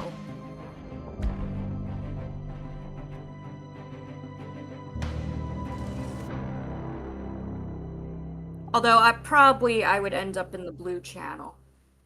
That seems more thematic, even more than just the backrooms in general. Quick question. Yes, Bill. No judgment here. Is this the same map as Bethwick Street, just with different stuff on it? Yes. Or as Lucas's mean? Yes. Okay. I looked for a minute and I was like, is this the same? Or is this just a very, very similar one? It's the same. You see, it is there to show the parallels between the magic Yeah. Lucas's wife uses and the magic that this creature over there uses. Which is a very good excuse, but actually just we have a very somewhat limited amount of maps that are fitting for that's the fine. game. It's totally fine. I was just me going, is this the same or not? Because it looks just different enough that I'm like, I'm not sure if it's just a similar map or not. Because I know sometimes map makers will do like, okay, here's 3 variations of the same map for different scenario kind of things. Their Patreon thankfully does the... there are multiple versions, like from 5 to 10. For day and night, gore, acid, spiders, all you can think of. So the previous version was without the mural and with the small encampment, which was more fitting, of course. Just curious. Back to the game. That is a really big cauldron. It is very big cauldron. But yeah, further down by the tunnel you see big open area that is certainly man-made, judging by the pillars, the remaining of the walls and the mural across the floor. They seem to be depicting a 5-headed hydra. At the very center of it stands a giant boiling cauldron, from which you can pretty much sense that this is the source of the foul smell you felt this whole time. Near the cauldron levitates at about 15 feet into the air this creature. A hope you can see the creature. Yep. Yeah. Shovel, can you please zoom in on the token because I sadly obscures the image thingy on the stream. Reminds me of that one Ben 10 alien. Yeah, it does look a bit ghost freaky. Yeah, that's the name. You know, now that you mention it. The creature itself looks like a crude. What is the right word? Crude chunks of flesh sewn together by some magic, with many eyes sprouting all over it. It seemed to be speaking some incantation over the cauldron as it continues to boil. Oh look, the cauldron of the boiling flesh. I'm gonna assume that the eyes also wrap around onto its back as well. Yes. Yeah. This creature cannot be surprised. Aww. Alright, time to charge in!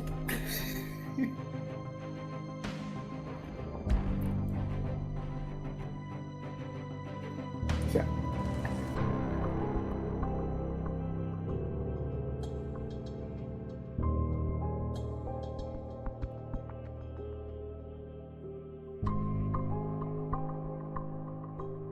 I smell. The creature suddenly turns around and looks in Brett. Looks. It looks past Lucas and stares directly at Brett. Looks at the player behind the character. He feels But I seen. But I digress. You are a curious creation. You. I need to speak up, excuse me. You are a curious creation. None of mine. Yeah. Say, who is your creator? You seem to be put together rather well.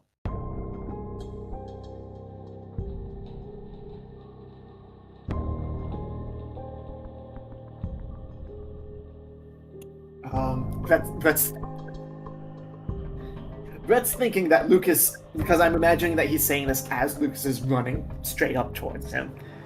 And Oh, it was Brett- running. I thought it was approaching. What was that? That's running. I thought you were just approaching.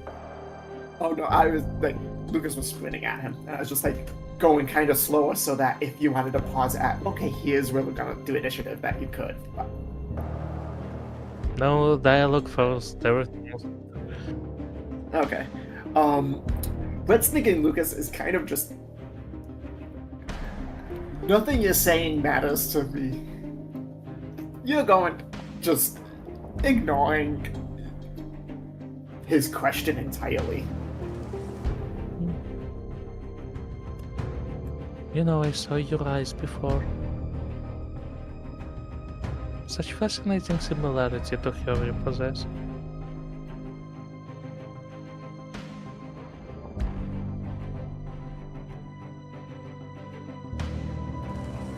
Who?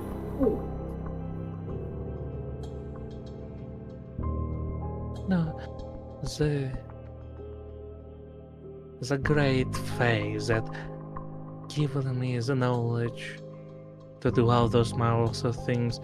It's interesting. He had a very cute assistant by his side, and I could swear your eyes are just same as yours. Such deep blue.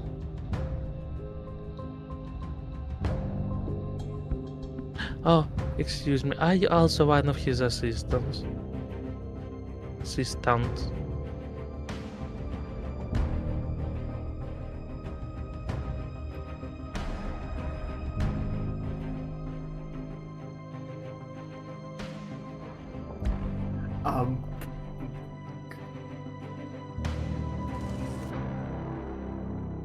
Lucas would be going, where are they? Like, Lucas trying to get in where they are. Starting to make connections.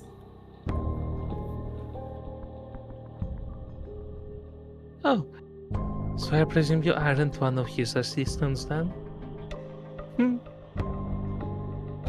Well, let's see. What does it worth to you?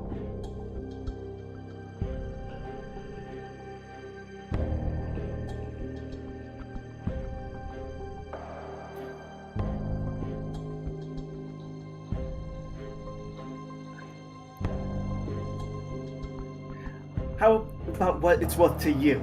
Your death or not? And since he's floating, Lucas would be pulling his spear out.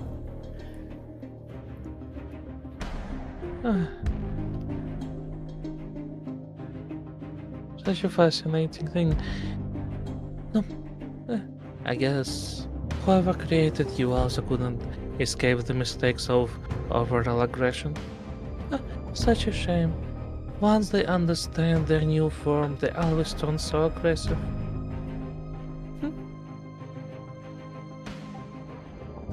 But if you want to know where they are, you could. I mean, this creature over there on the pillar looks very exquisite. If you would hand this over, I can tell you everything.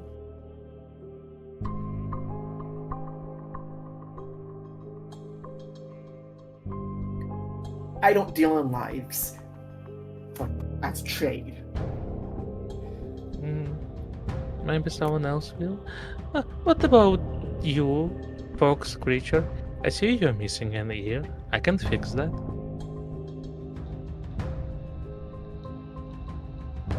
I pick up a spare bone and throw it in his direction.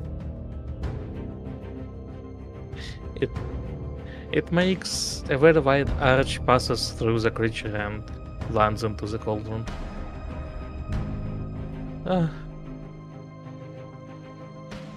Why is it so hard to speak to your kind?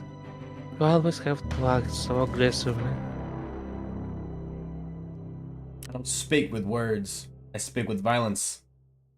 Well, Come on, googly eyes. What you got?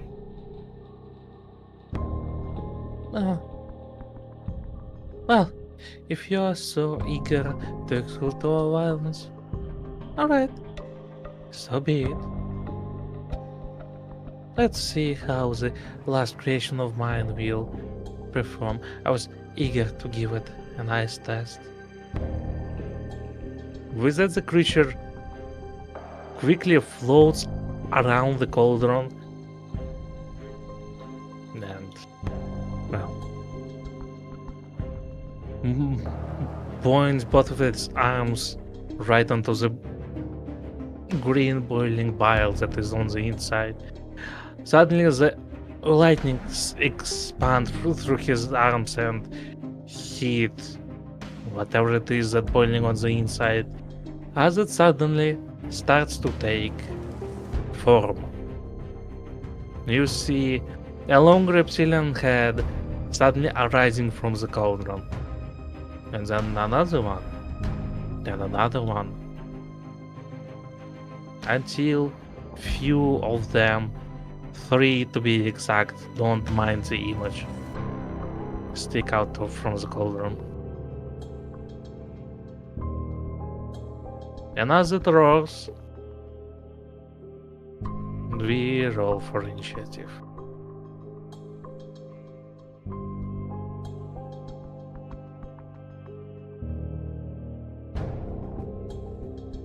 You can also say anything before the combat starts.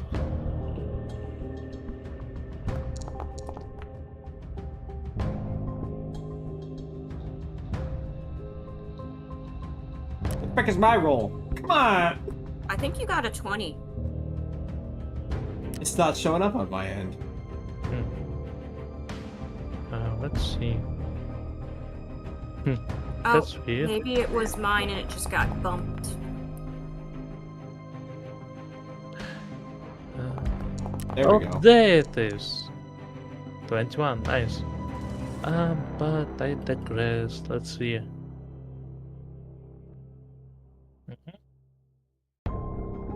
Now just to check a thing.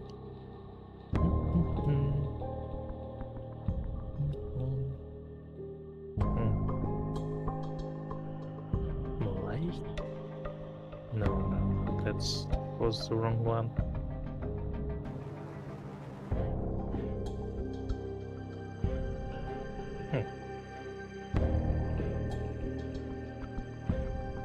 Zane. That would be. Excuse me, I'm just checking a thing. And now my eye is twitching. Cool. I should sleep more. But I digress. The creature looks very hungry at all of you, as it's pretty much ready to strike. Oop, oop, oop. But first to strike is Cracker.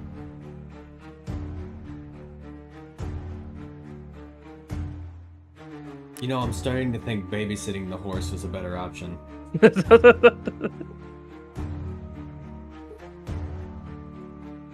You know, if not that magnificent way to exchange the characters, if they didn't decide to go back, I would have you burst through the ceiling.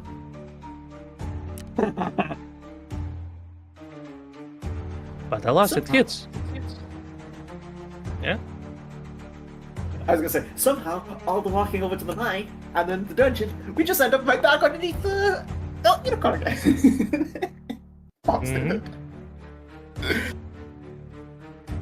Yeah. And the sneak attack. Would it count? Because the other guy is right next to him. He's not participating in the combat, so he doesn't count. Okay. He is not a ricochet chance. Got it. Mm-hmm.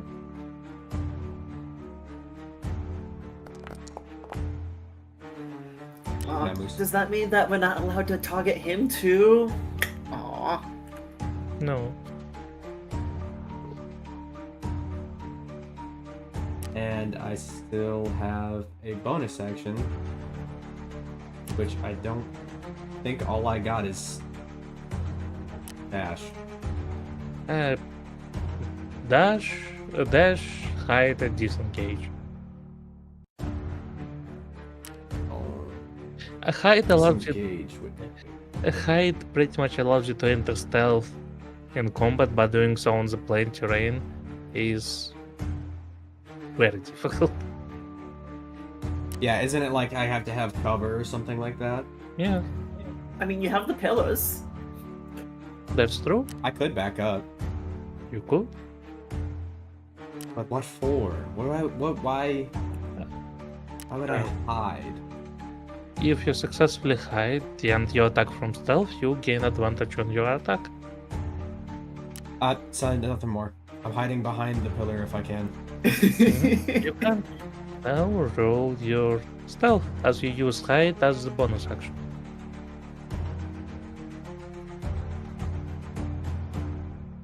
You can show up in the chat. Mm-hmm.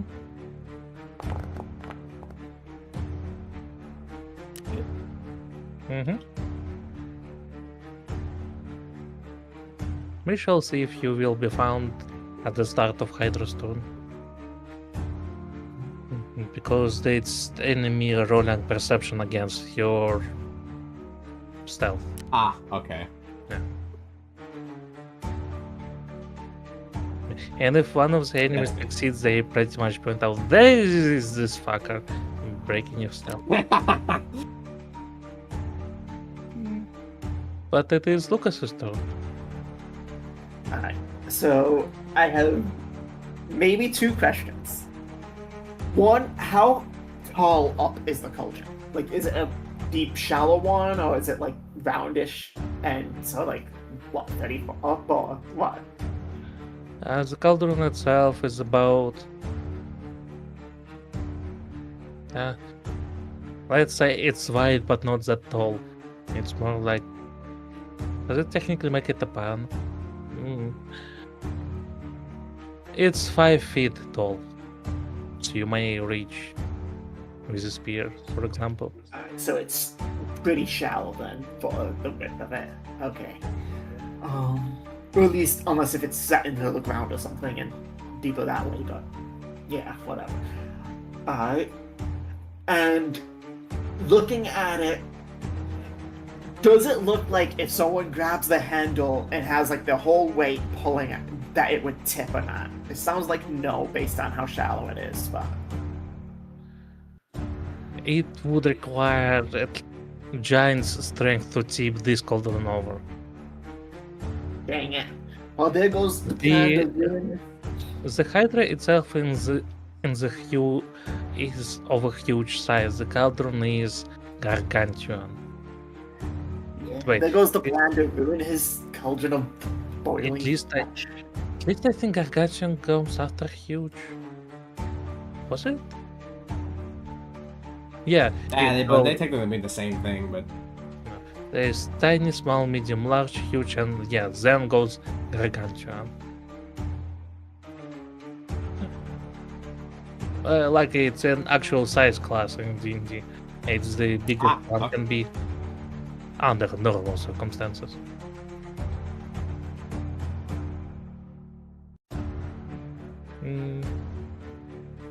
But then the size is always very relative because yeah, some things are just yeah. In any case, yeah, no tipping this cauldron over. Yep. Alright. Well.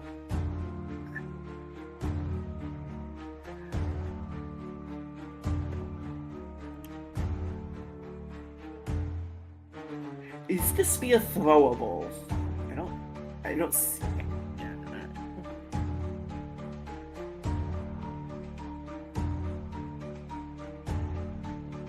The spear is throwable, but only once. Yeah, but it's just a spear. Alright, so yeah, I'm gonna throw the spear at the Hydra. Mm-hmm. You throw. Because I imagine jumping into boiling flesh would not be a fun time for me. Well, that depends. Maybe it will react with your appearance and you will reborn as a gargantuan 5-headed rabbit. Or maybe you That will would be just boil kind alive. of- But yes, silly it misses. Alright, so that's action. Creating panic is a free action. Alright, so I'm gonna back up to here, try and draw it out, and end my turn. Mm-hmm. Let's see. If I had something to hide behind, I'd try doing that, but I don't. You see how the Hydra puts the giant hind legs? No, that's correct. The front legs onto the side of the cauldron and suddenly starts to crawl out of it. Oh, now it shows me the amount of movement. And now those snapping heads make the 100 way all the way up to Lucas.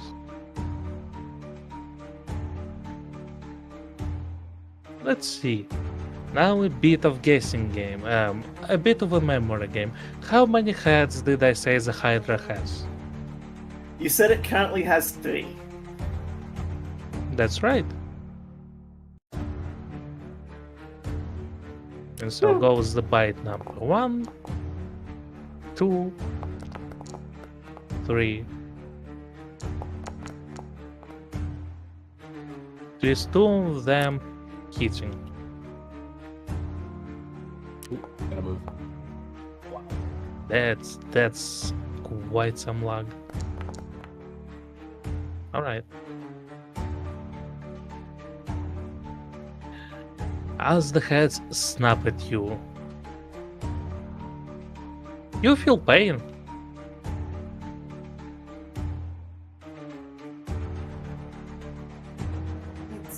That was quite a bit of damage.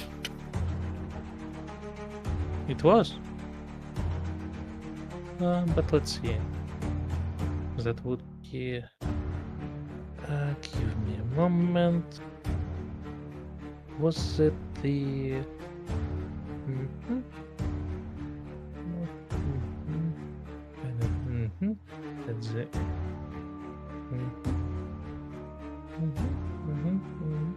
Reach. That's it. Noted. So that would be calculation. This minus this.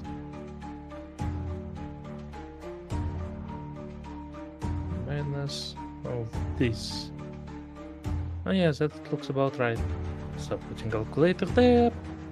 And it is Zhao's turn.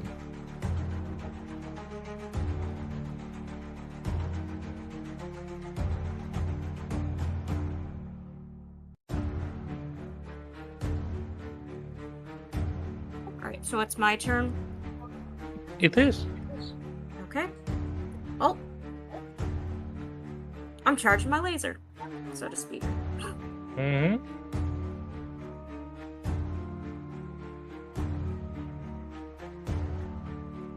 Zhao's magnificent Gauss cannon. Damn it! Sadly it misses. But I can use the second beam. That's right. Okay. Just consider it move extra attack, multi attack, whatever it is called. It hits.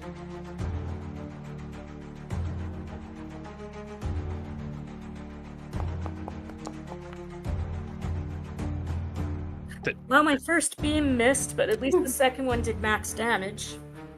Indeed. Let's see. Minus this. That would be. By the way, how much higher can he climb on these pillars? Oh, the whole room is quite big. It's about 30 feet high. And how tall is the Hydra thing? Let's see, Gargantuan. So that would be. Ah, wait, it's not Gargantuan, it is huge. Huge. So, medium 5, large 10, huge 15. 15 So it's unless 15 it- tall? Yeah, Alright, he's climbing by up the a rough bit higher. calculation. I mean, as long as it doesn't get up on its back legs, that is. Well, he just climbed up another 10 feet.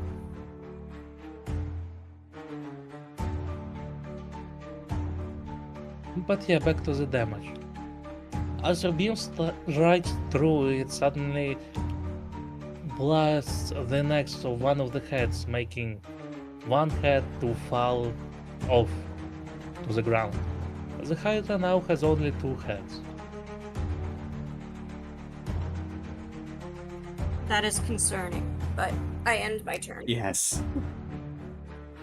I don't This trust is that not for the a second. Hydra. Given its player knowledge and name.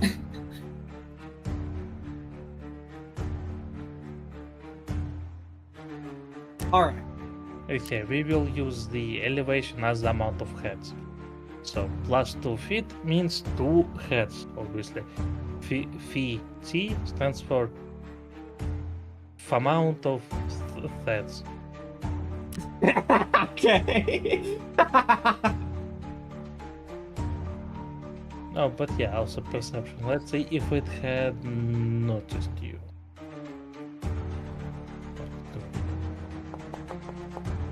It haven't. You are hidden.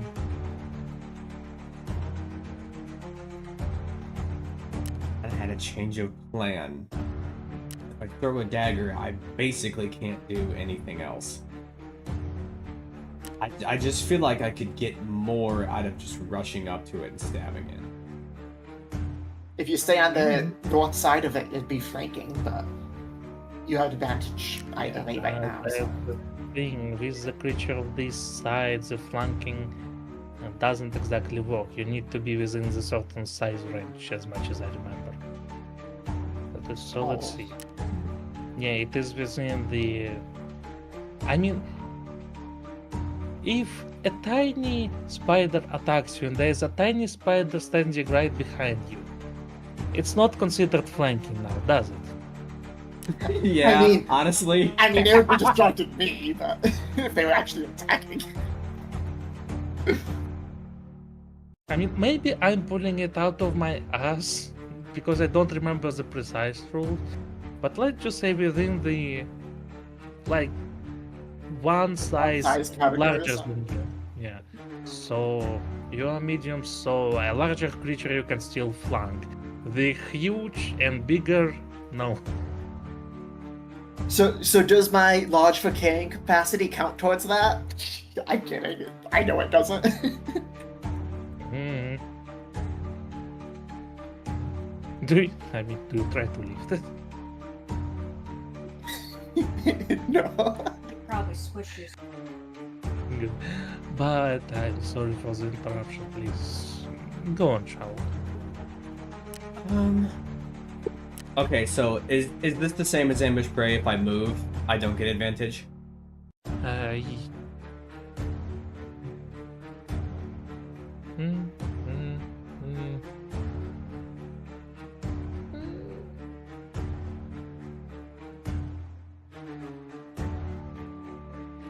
If you move, actually, considering its perception roll, because sneaking is a bit funky in that regard, as much as I remember. So, if you wish, you may approach it quietly and still have advantage. It will break your stealth after first attack, of course, but it will work. Yeah. All right. I guess that's just extra damage. Well, extra chance to hit. Because Yes. yeah, the additional damage from the ambush prey is just because of the spell itself. It's not the general. Yeah, I'm at advantage. My bad. 25. Right at the butthole. Yeah.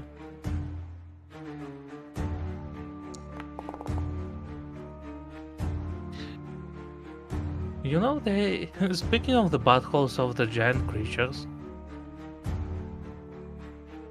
they Great. they was maybe still is a popular D&D show, Vox Machina.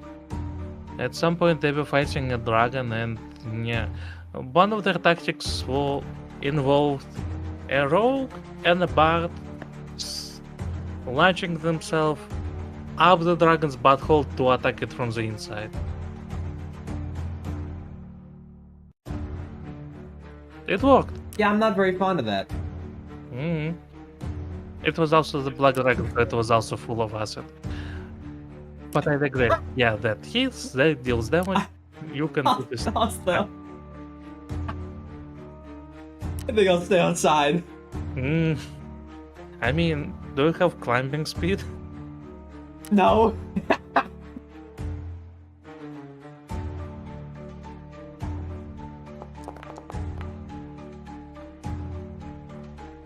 Mhm. Let me check the thing. So that will be minus this. Mm-hmm.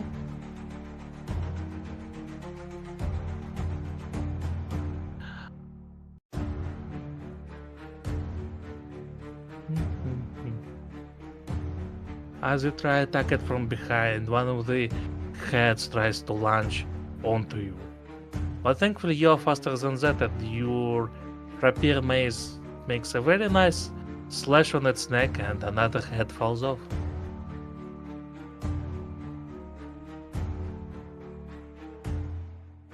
Evan. You still have bonus action. This is normal because I don't have the. Oh, well, okay. Thanks. Sadly, this one misses, but alas. Where? Yeah, anything else? Nope. If it targets me, I have a plan. Good. I like plans. It's Lucas's turn then.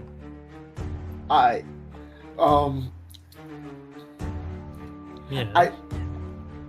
Would it be a full action to know if Lucas has the knowledge of how to not have a head regrow? Because Brett kind of knows that, but I don't want to act on it if Lucas doesn't know it. So would that be a full action, or to try and figure that out, or? Yeah.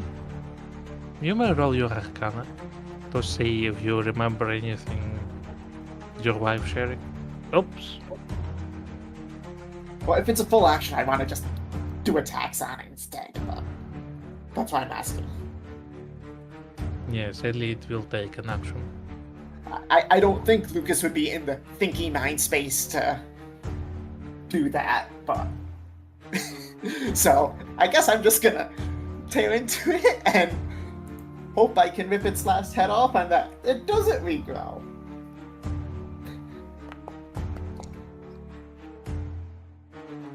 Yeah, I don't think that does it.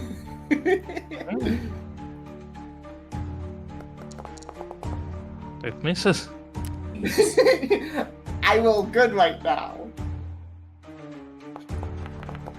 It misses. Oh my gosh! Okay. Wow, the gamer really didn't like you at this particular moment. Well, apparently I should metagame and have Lucas just think. That's what the dice are telling me. Alright, so I'm gonna go here and say, "Come at me, fucker!" And I'm gonna try and taunt it, but with the disadvantage, please. with disadvantage. Yeah, it misses. It also So accidentally targets itself, but yeah. And technically now I can move up to half my speed, but I'm not gonna do that because it missed for the melee. So I'm gonna end my turn trying to taunt the thing towards me. It seems like your dancing have worked. For the Hydra launches over you with its one last Did head that- remaining.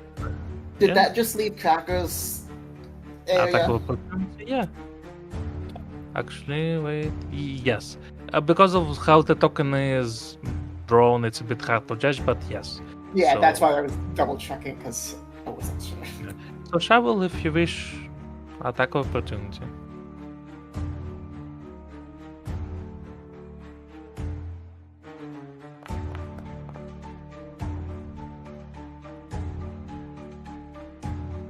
It hits.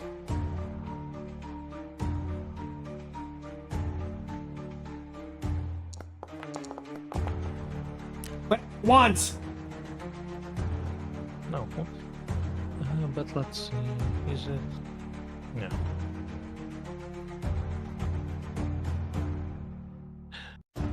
But either way, where were we? Yeah, it's tries to bite Lucas.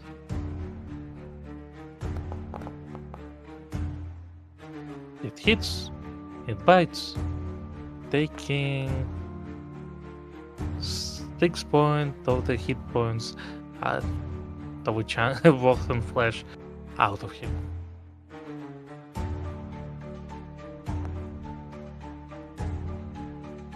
And as the turn comes to an end, you see how from the stumps where the remaining heads were, 2 more from each sprout out. Yay. So is that for each of the missing heads or just... Yeah, so it's Now good. it Up to has 5. 5. Ugh. It's Zhao's turn. Oh, it's picture accurate.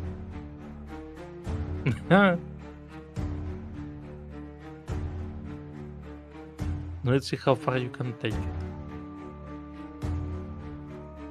Zhao but climbs yeah. down. Mhm. And then he attacks again. Mhm.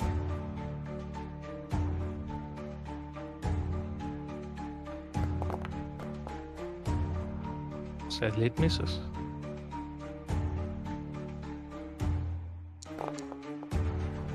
This one hits.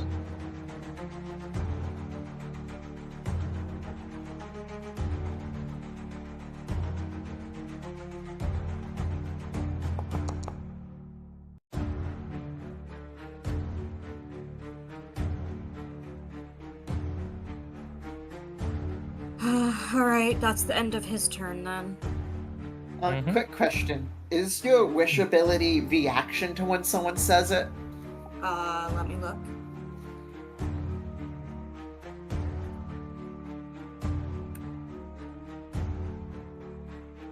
It works as casting the spell, so if the wish would make you cast a spell that requires regular action, it would take your regular action. If it would make you cast a spell that requires bonus action, it would make it a bonus action. Yeah, that makes sense. But it would mean on his next turn, if he hears the wish and feels like granting it, he can use his ability. Mhm.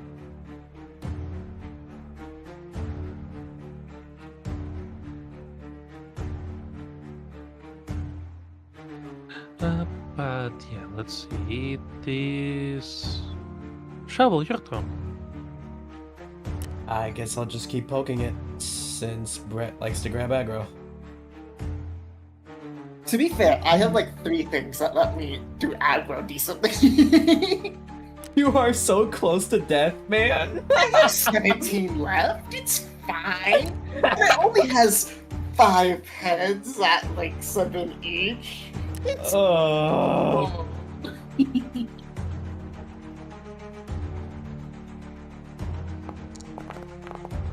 It hits.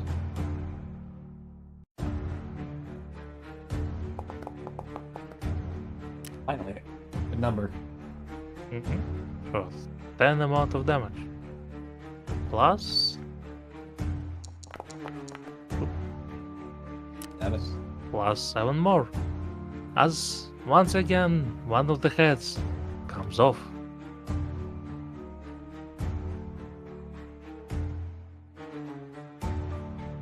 And of course still bonus action.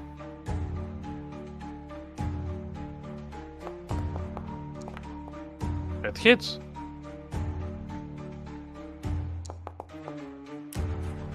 For the full 6 damage.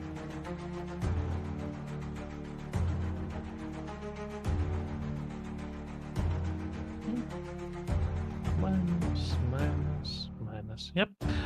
Anything else?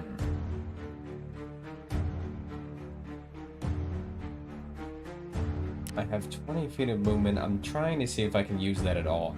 I feel like I should stay in distance for Lucas. You know, I'm gonna stay here. I'm good.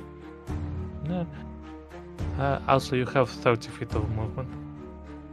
Yeah, but I used 10 to close the distance. Ah.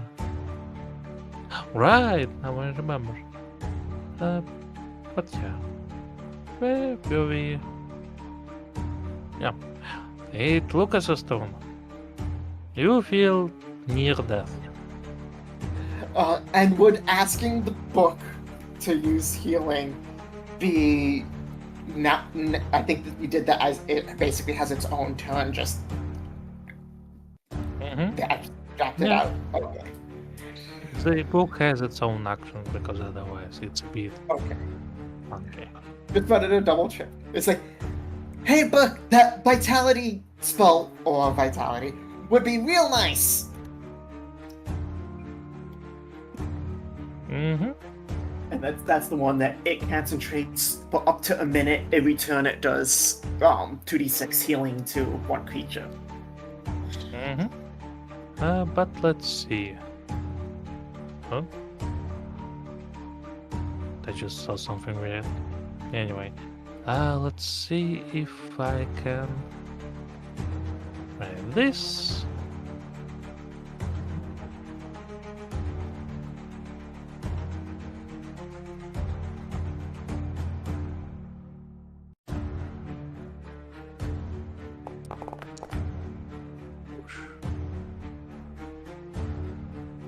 Okay, ignore the concentration, it's just because the book doesn't have a token, you will be the... What's the right word? That makes Is sense. the I mean, center it's of it. in my backpack, so. Let's see. Emanation. We create at the start of each of your turn while it exists. You can restore 2d6 to one creature. Mhm. When you create another... and at the start of your turn, so... Boop. Stakes healing. But that's good. I'm trying to debate if I want to do something still.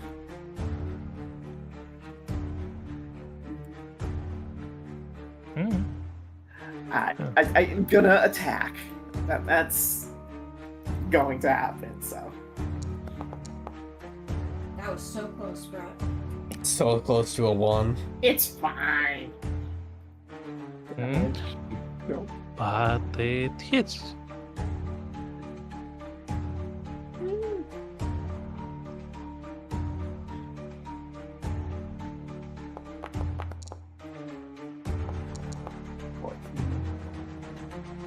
Does 14 hit? Sadly, it does not. Okay. And then bonus action. 1 more. 17 hit? Yes, it hits. Woo. So you know it's between 14 and 17 now. You sure it's 15? Hmm.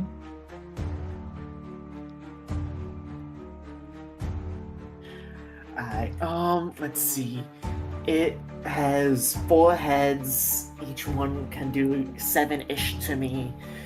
So if 3 hit, would attacks of opportunity be only 1 head or all 3, all 4? I don't think we know that yet. It is one attack. If you have multi-attack, you still can attack only once for the attack opportunity. Okay. Also, let's see, that's 8. Cap. Mhm.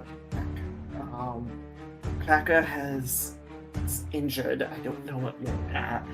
Also, yeah, another head comes off. Lost head earlier. I'm trying to think if I want to provoke the opportunity, try and draw a little bit left, a little bit further right on that. But I don't want it to focus its attacks on Cracker. If I fail taunting it. I mean, I can probably take 1 round.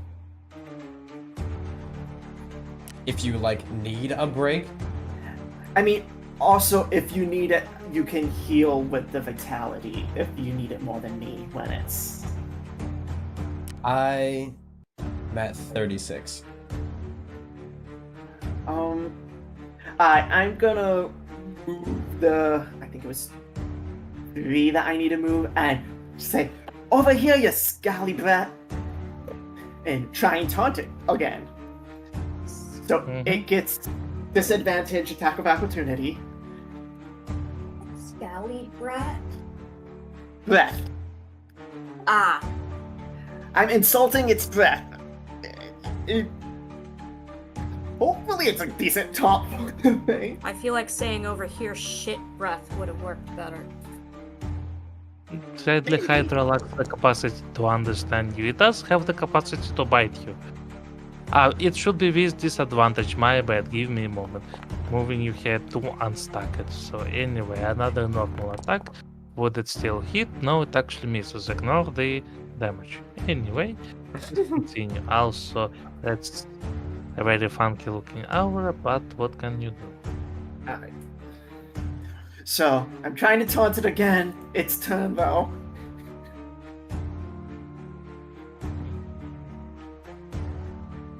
Now, let's say heads or tails. Even.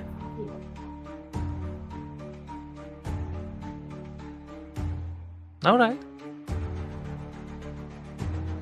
Even it is. 1, 2, 3. Well, it attacks Cracker. Dang it. As the Hydra suddenly makes the U-turn, and suddenly all the 3 remaining heads try to attack Cracker while still targeting the Hydra. Excuse me, but let's see, that would still miss. And then another one. And another one. That's 12, and that's one actually hitting you. 4.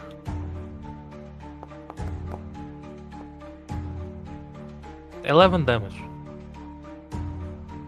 Can I uncanny dodge that? Yes. It would be taking your reaction for this turn. But yeah, you can. Okay. So that would be not 11, but half rounded down, 5. So you may get 6 hit points back. No attack of opportunity, but at least I'm not dying. Mm-hmm.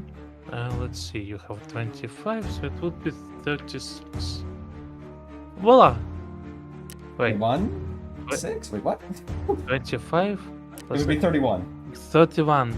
Math. What does it mean? I mean, if you want to give a bonus 6, I don't think any of us. Yeah, I'll take 200. But yeah. As the Hydra finishes its biting, you see how on the 2 stumps of it, 2 more heads emerge, making it 7 in total.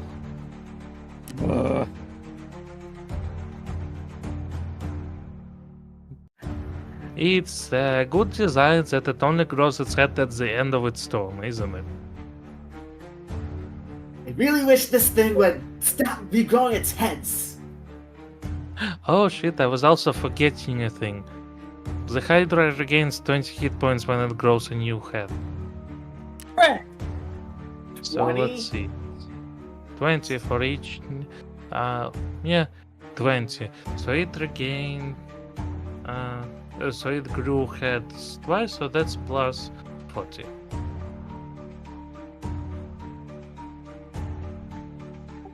What was that wish?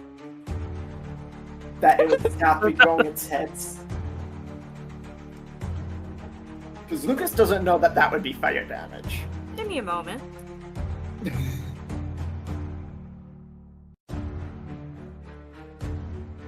Yes, this stop head growing spell. 3rd level necromancy. But yeah, take your time. Yeah, I don't think we even did 20 damage to it in the last round. How do you whisper the GM again? Let's see. No, above the thing where you write in chat, there is the thing that says public role. If you click it, it has options like private role, blind GM role, and self role. You need to choose private GM role. You can also just write directly to me if you wish.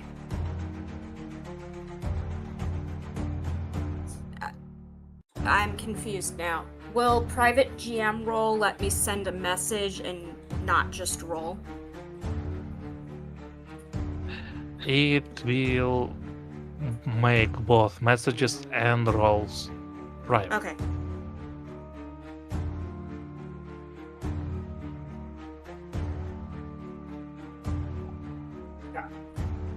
Yeah, that didn't work. That's interesting.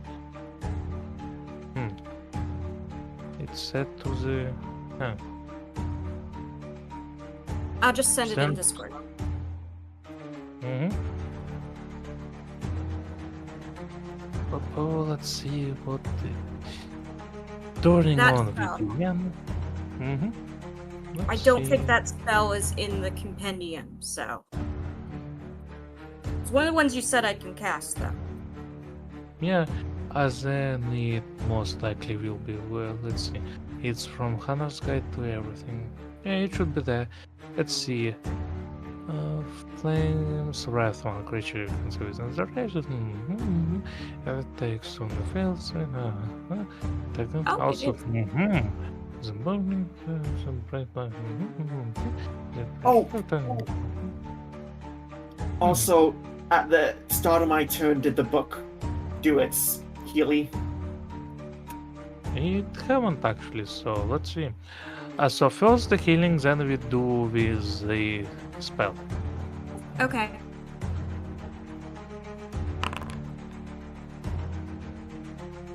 Another 6 healing to Lucas. Alright, but as for the spell, let's see. Place. So it's a safe one. So you may roll 8d6. Okie doke. Meanwhile, the Hydra does the dex save against your 16. Oh, now it decides to be private. Anyway. I mean, the healing was private too.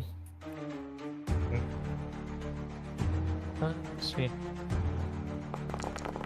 Look at all those dice. Ooh. I don't know what that means, but it probably means something nice. I saw the message before it disappeared, so I kind of know what it means, but yay. Oh, hi, Alex.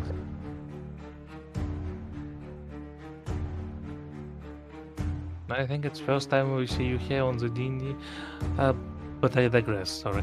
Aenir, you may describe how you cast the spell if you wish. Okay, well, since it was a wish that allowed him to trigger it, I'm gonna say that he floats a few feet into the air and glows, kind of like when he first turned into a half-Mard. And then just this sudden, blast of fire descends on this Hydra and starts circling it. And it's being singed like crazy, and it's just burning and burning and burning. And it's staying on fire unless it manages to save against that. Because it is gonna burn for a good minute. And unfortunately, Zhao's gonna have to keep concentration for that. But it's burning. It sure does. For the... let's see. For the 34 fire damage also burns off one of the heads. Woo! And the creature... what's the right word?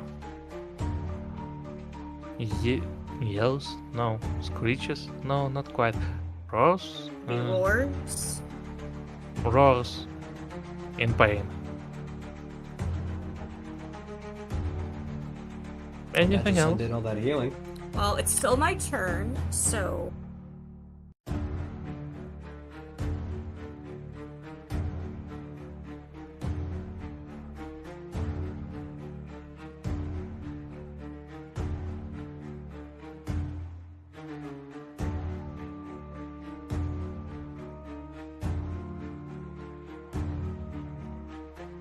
He Yeah, moves we are there. doing good, like.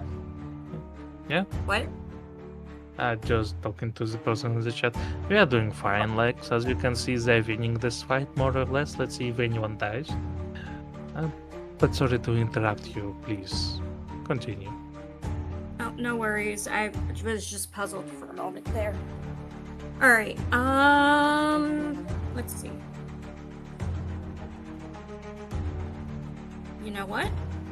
I'm gonna do this. I'm gonna make sure I'm in range first to do this.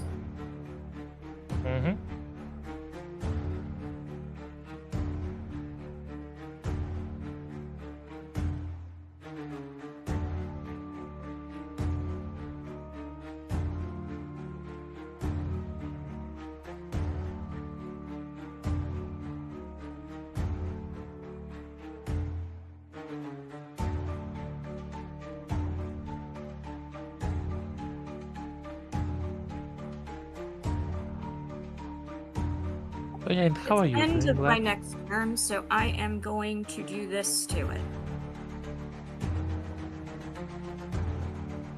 Mm-hmm. As you expel, you reckon how it seemed to be landing on the deaf ears.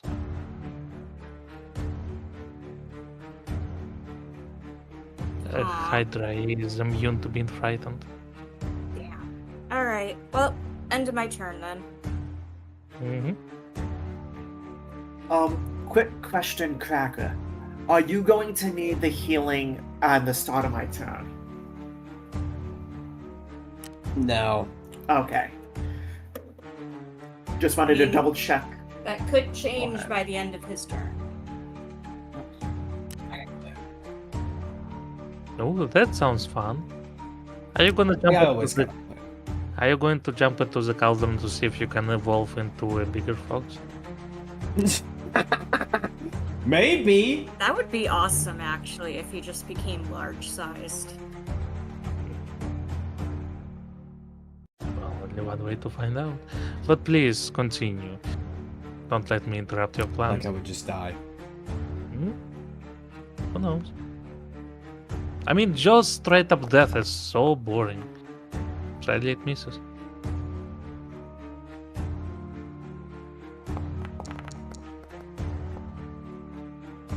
Did that one hit? It hits. Nice. Once again for the full damage, and guess what? Still the sneak attack. Move a token. Ah.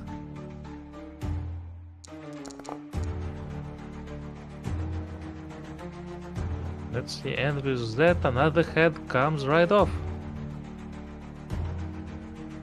Burn! Anything else?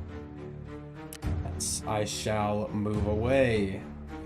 No attack of opportunity because of Rakish Audacity. Yay! 25. Good enough. That's me. Mm-hmm. Let's see. Then that means that Lucas's turn. You start a turn, it triggers the healing from the book. Mm-hmm. As the healing commences, please stand by.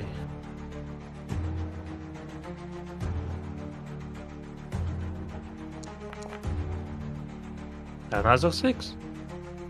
It is very consistent so far. Yeah. Let's I see, mean, and that's From the three- 2d6s, it is an average roll, so. Yeah, it's just like very consistent for only 2 dice. Like to be basically exact average each time, but that's still pretty consistent with only 2 dice. Maybe there are Modrons somewhere nearby. Maybe. So like you. Ah, yes, your turn. So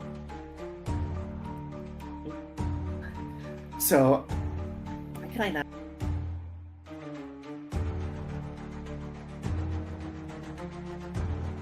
I do, even though I can't actually use Leaping Ambush, I'm going to run up and leap at it, and start striking at it. Mm-hmm. You sleep and That fall and me.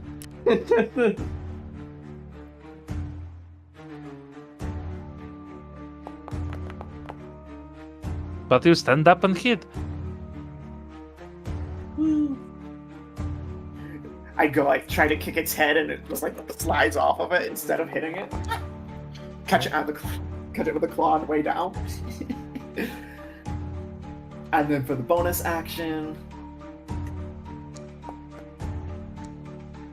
It hits.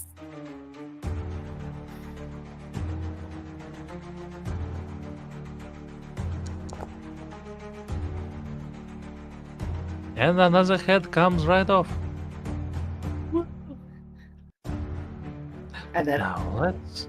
Yes? that was 1, 2, 3 forward, so I still and then I'll move Then I move 2 back, so disadvantaged attack of opportunity. And I'm gonna keep trying to taunt the Wax for Brains. It can't understand me, but I'm still trying to taunt it.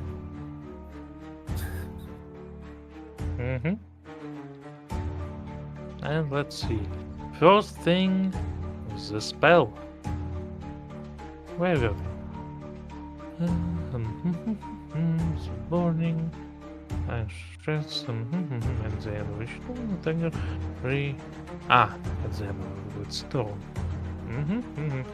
Alright, so before the fire can damage it even more, it chases after Lucas, trying to bite it once. Him, not it. Twice. Thrice. 4 times. And all of them hit. So, раз, два, три, 4.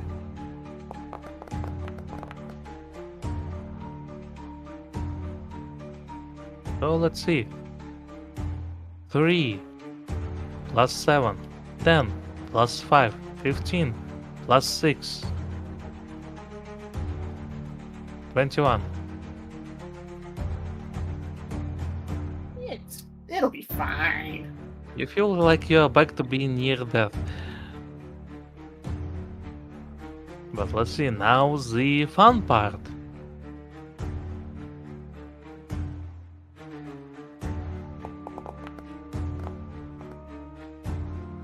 It manages to shake off the fire.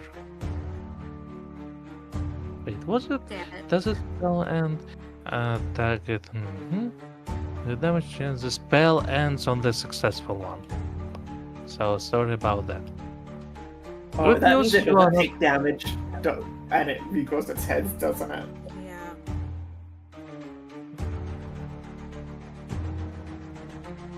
Well, there's still a chance. Got to for use some. it for 1 turn. Yeah. I mean, who knew it would roll a natural 20? Alas, the turn is yours. Wait, so does it not grow its heads back? Because I figured if the spell No, ends and it it- didn't take the fire damage, it would get its heads back. Yes, it's how can I say it? It grows heads at the end of its turn. If it took fire damage prior to the end of its turn, it doesn't grow its heads. So next end of the turn, it will. So we have to take it out this round. Yes, or apply more fire. I only have 1 spell that deals fire, and I really don't want to use my only other spell slot. I mean, that's Yeah, fine. like- I'm sure. Let's see. Lucas can take 8 hits at a time. Sadly, it misses. Well, I will get most likely 6 health back, so it might Yeah, be I'm sure fine. that will help. It hits.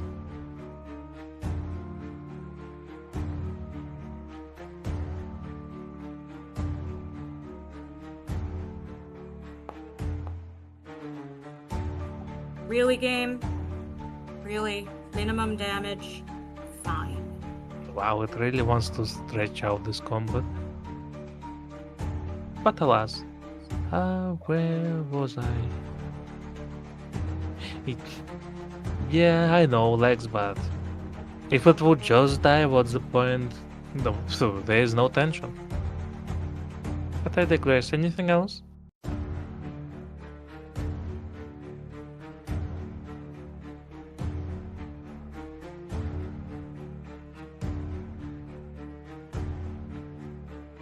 He's just behind the edge of the pillar such that he can see around it.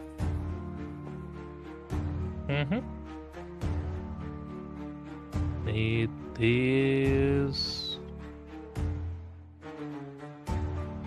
Cracker I Storm. really need to get it to near death.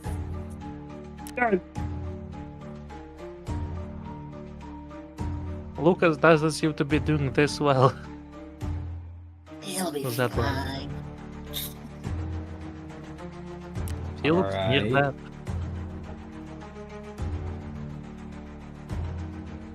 Well, either way, we better kill it now, because I don't think either of us can take 8 heads.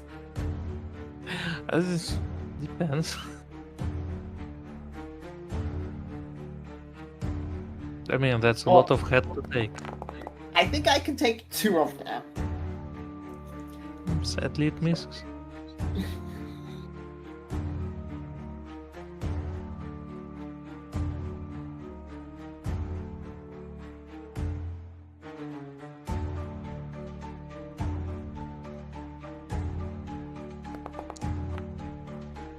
This one hits. Okay.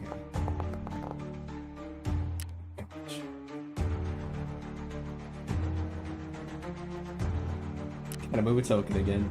Mm-hmm. Okay, that was good. Come on. Let's see.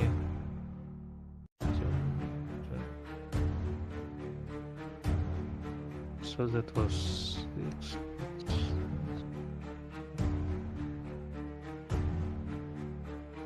Another head comes off.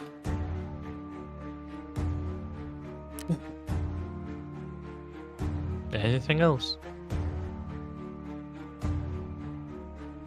Lucas, kill it. Kill it. I got 5 feet of movement, so I don't know what I'm gonna do with that. That's my turn. Mm-hmm. It's Lucas's turn. So healing commences. Oh, hello? What?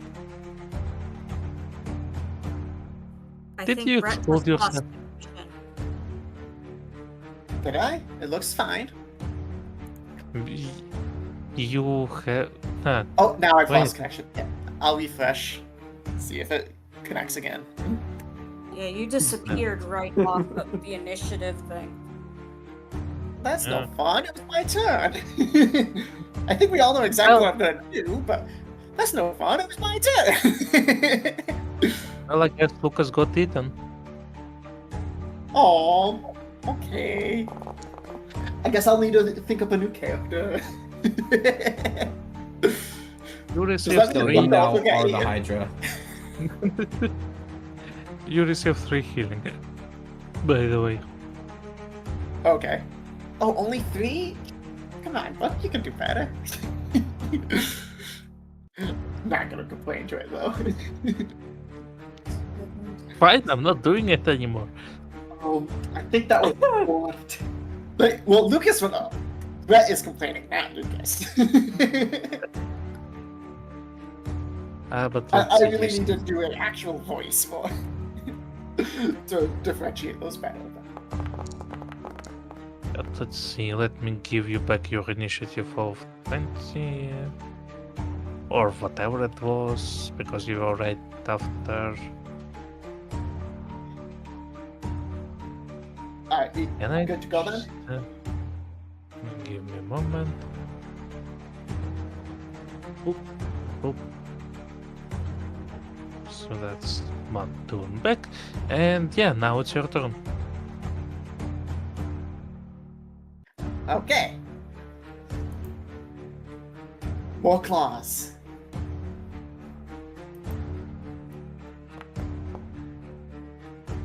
It misses.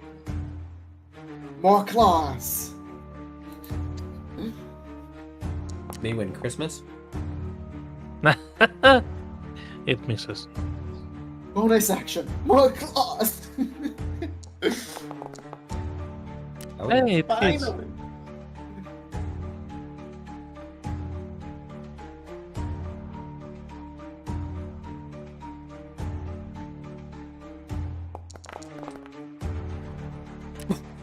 Damage to it. Do we want me to try and tell it again? It's at near death. Just took 9 more. It seems like each thing is roughly 12 to 15-ish. So about 9-ish left. Yeah, I'm gonna try and persuade it again to come towards me.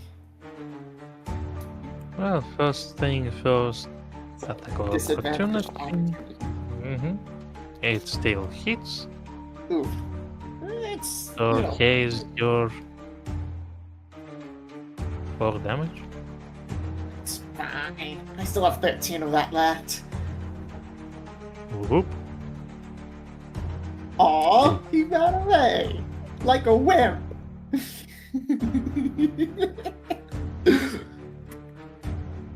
He's eating popcorn. Wait, so you didn't? Unfortunately not. Alright, so yeah, I'm going to again try and taunt it towards me, It and ends up making me use soul it fell. fire. Mhm. But alas, let's see, high or low? Hi.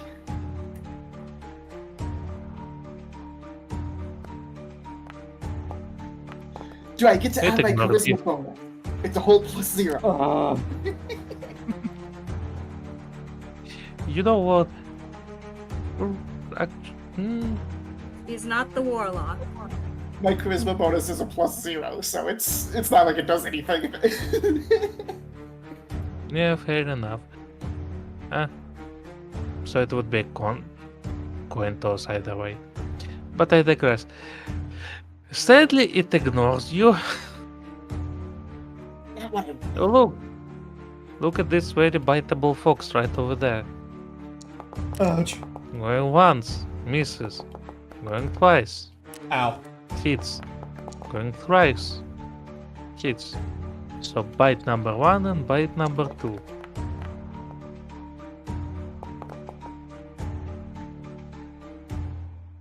Is there any way I can uncanny dodge that first one? Yes. Using your reaction, you may, well, halve the damage. So you would receive 6 health back.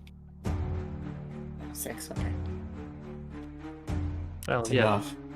yeah, because that would be 13 divided by 2 rounded down would be 6.5, so. 6 and a rounded down, so 6.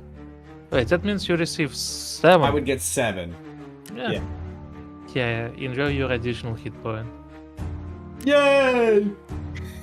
It's like a cookie. Yeah. Typical persistent.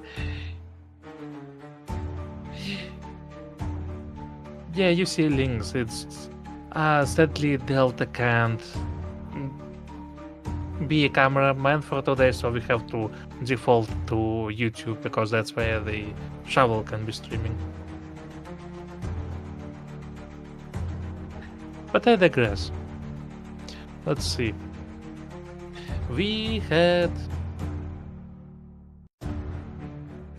7 heads. 4 of them were cut off. Now let's do the math. 4 11. multiplied by Oh 2 no, it has plus 11. It has 11. 3. It has 11. That's an extra 20 health. It is an extra 20 Oh, health. I forgot about that part. Oh. As you see how all those heads grow into this untangled mess that still somehow manages to keep itself from tangling onto each other. But now the Hydra can bite in all this direction all at once. It's Zhao's turn.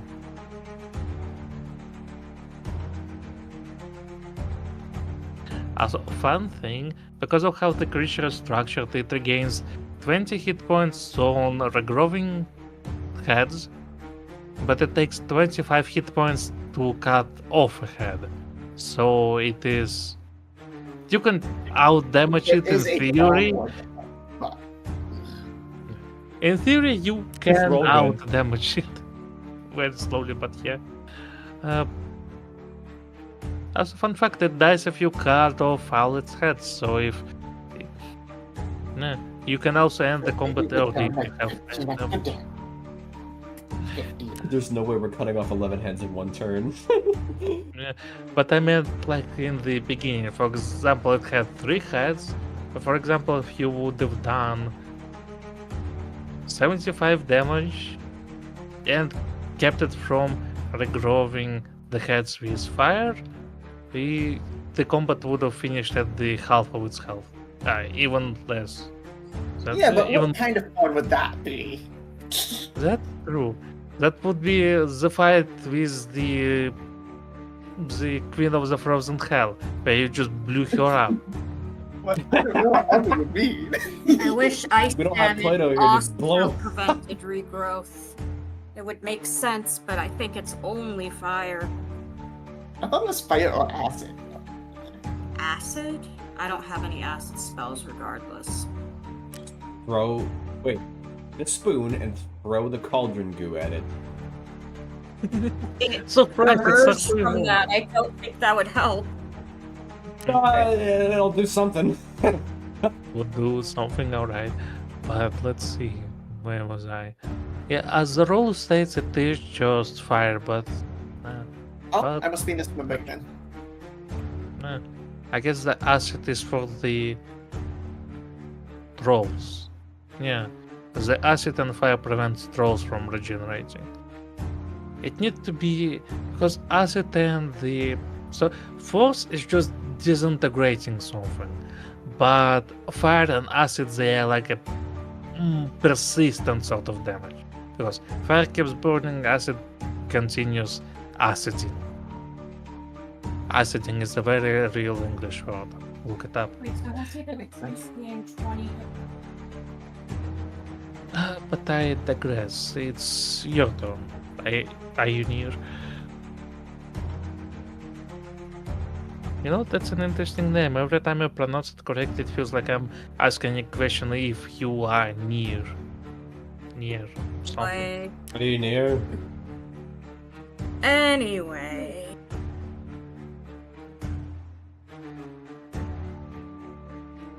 It's 5 feet of movement.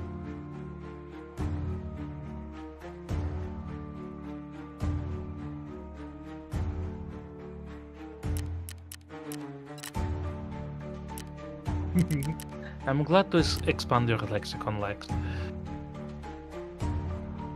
Join Bayonetta stream on Wednesday. Maybe you will learn some more, depending on how much the game frustrates me.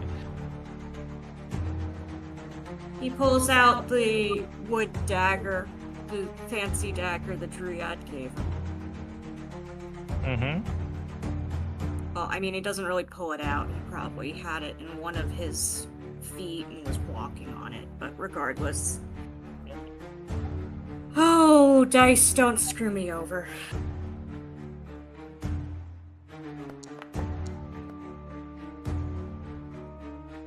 Sadly, it misses. Do you still have any movement left? Because I think I did take its reaction, so. I do have movement left. So you can escape without opportunity because I took that from it.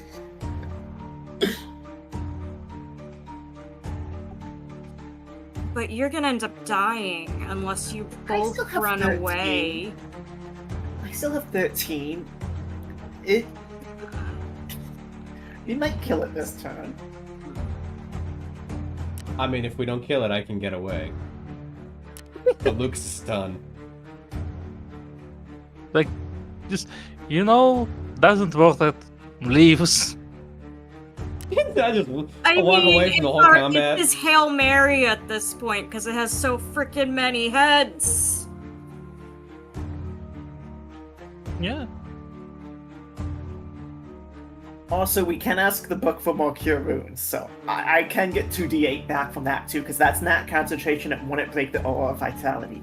I would probably do that if I were you. I'm looking to see if there's anything else I can do. Oh, so yeah, it could have healed you this whole time because our vitality is a passive thing. Yeah.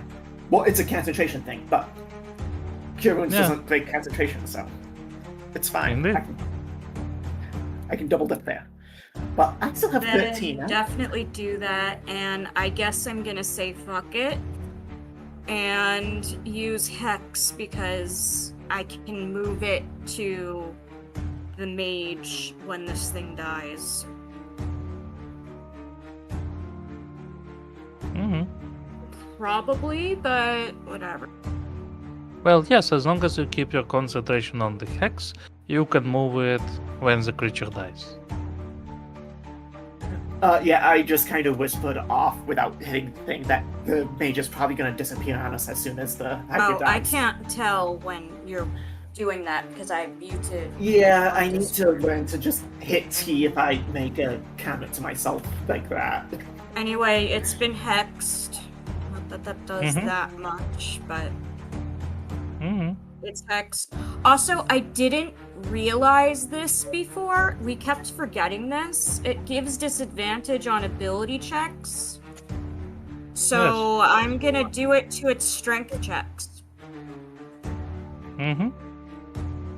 Actually, wait, no, I'm not gonna do that to strength checks. Give me a sec. Just remember it is for ability rolls, not It's ability saving. now. Yeah, that's why I needed to think about that. Yeah.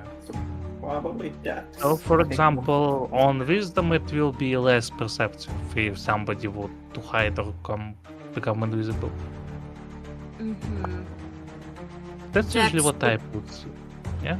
Dex is for Dex is usually area spells. yeah, it's for dodging. And then again, it's once again a saving throw, so it wasn't. So it Yeah, it's on wouldn't. ability checks, not saving throws. Ah. You know, With an H, Lex. we'll do it on we'll do it on its wisdom. Mm-hmm. But yeah, I always forget that that's a thing. All right. Yeah, anyway, don't worry. yeah, it's hexed and it has penalty on wisdom. It's Crackerstone. Guess what? Stopping. Jumping into the cauldron. I'm jumping into the cauldron. I mean, you can do that with the movement action, so you can attack and then jump. So it was 20 for all the Balls. heads. It hits. Also, I'm sorry, what was that I need?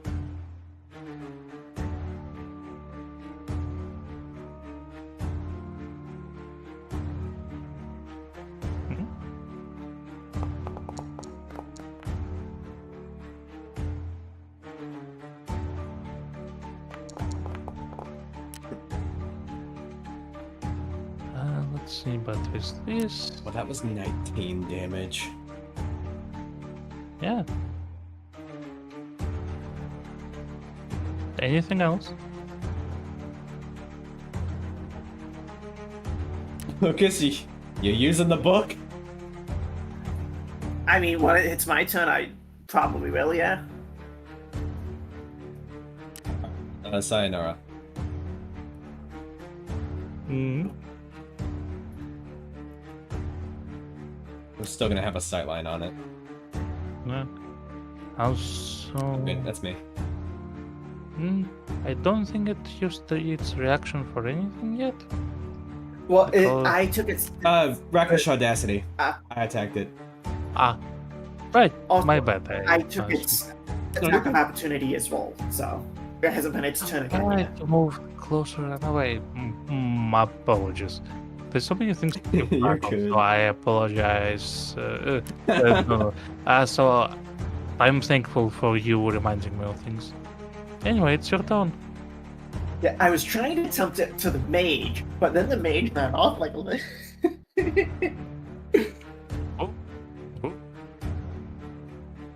Still running. Gosh. You wimp! Take the Hydra like a man!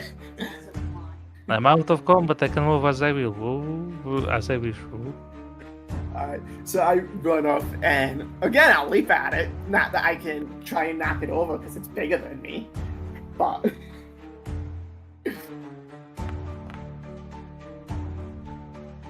Nice.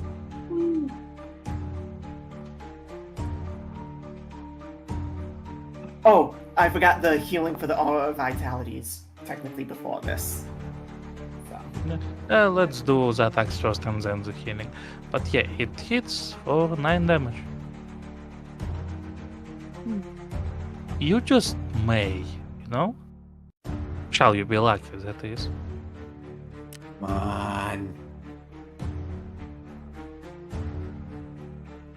man, that one. I mean, Misses. and then bonus action. It hits. Damage. Normal. Ooh, Max damage. What do you know? You did turn out to be lucky in the end. You may describe how you finish off the Hydra. So Lucas runs up, jumps up between its heads, and as it turns its head to try and keep track of it, Lucas puts one claw into its eyes on one head, misses a kick and a second head, and then as the third head is near him, he takes his other claw and just sinks it through its the top of its mouth into its head and pulls out a chunk of flesh from the roof of its mouth. No. And then says, "Hey Buck, if you can get a cure wounds as well, that would be splendid." Well, very nonchalant. But yeah, I really like this description here. I have an inspiration. And now, as for the healing, healing. So first the aura of vitality, because why not? It's too far in there, so 6. Cure wounds. At which level would you prefer? Just the base one, so. All right. Cure wounds. 2d8 plus 1. So that would be 4 plus 10 plus 5, 19 hit points. Back to you. 19 plus 13 is 32? 32. I think so, yeah.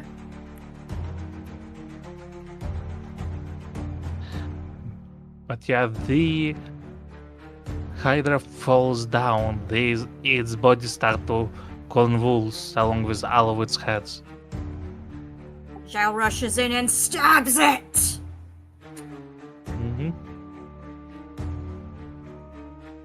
As Do you... I need to roll to stab it this time? No, you don't have to. Okay. As you run up and stab it right where its heart would be, you start to see how something starts to move right under its skin. As the thorns suddenly start to sprout out from each head of it, each inch of its body. And suddenly you hear the shriek of pain as the similar thorns suddenly sprout out from the mage over here as he falls to the ground. The whole body of the Hydra starts to slowly get undone until there's nothing left. But when the mage falls, if he doesn't disappear, Lucas is gonna try and run over and stop. He the doesn't attack. disappear. You see the thorns piercing his body from the inside, yet he still remains. Zhao runs over as well with the dagger in hand to stab him. Lucas is running over. Where are they? As he's sprouting in vines, hoping he answers, but Thorns. that kind of doubts it.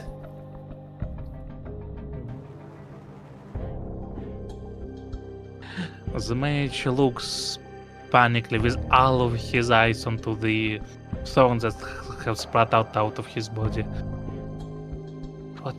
What kind of magic is this?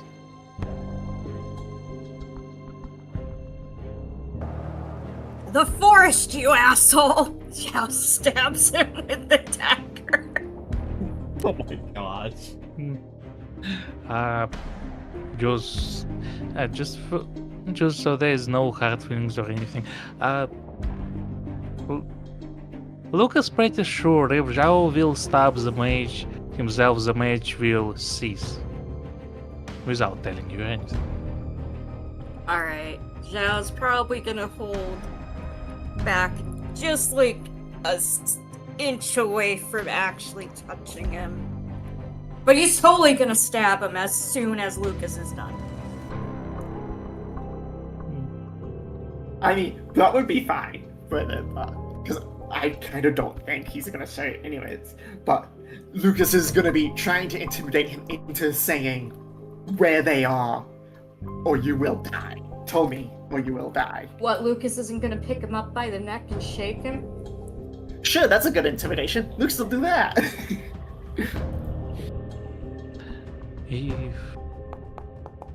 Yeah, I can tell you it works out things considered, so worry not about this roll.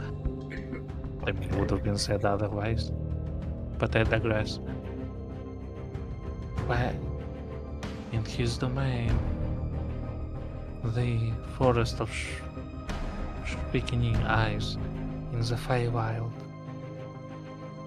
No, wait, erase this line, come back. Because I forgot the another important thing of this conversation. I will tell you if you let me leave. Leave as in leave with my life.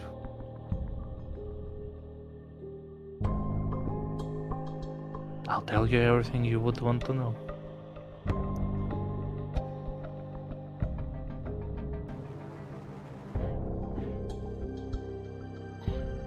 I mean,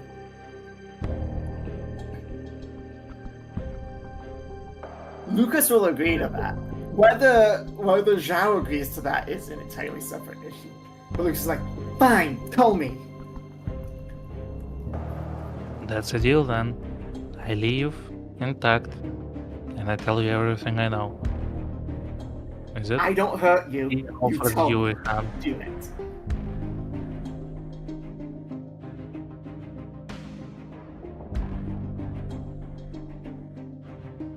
You clearly want to know. I clearly want to leave. Let's have it a mutual exchange then. He offers you a hand. Zhao starts to slowly wrap his tail around this guy's leg. Can you try to be sneaky about it? Yeah.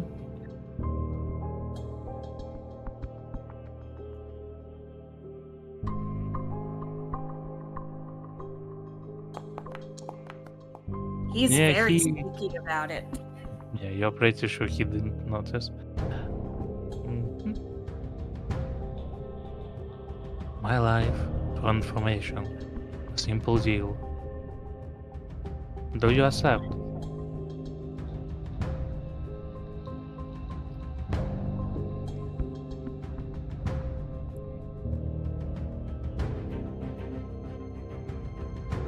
He still holds out his hand.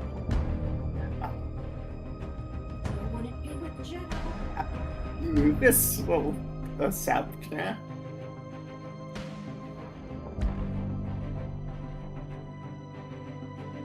I'm sorry, come again? Lucas would accept, yeah. So you take his hand. Yeah. Brett doesn't like this, but yeah. Because I feel like this is going bad. But it'll be funny, so it's fine. You take his hand, and as you do, both of your hands shine with a green light. Very well. Then I in his domain.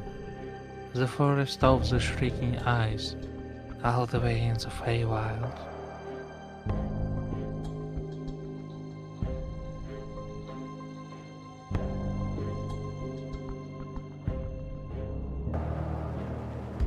That they at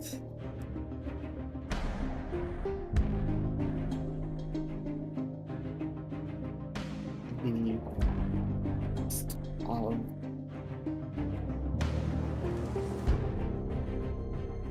Figured out how to whisper. Ah,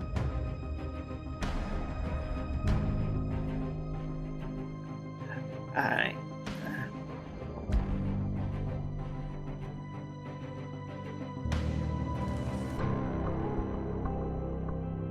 mm-hmm. Let's see if that works.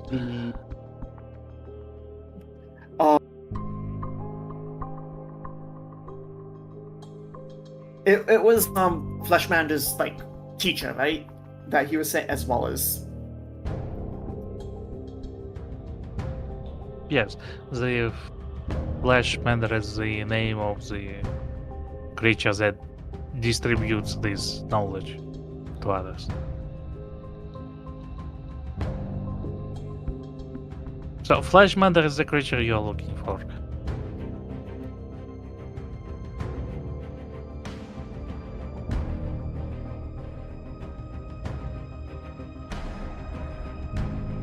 okay. So this guy isn't okay. Gotcha. Yeah.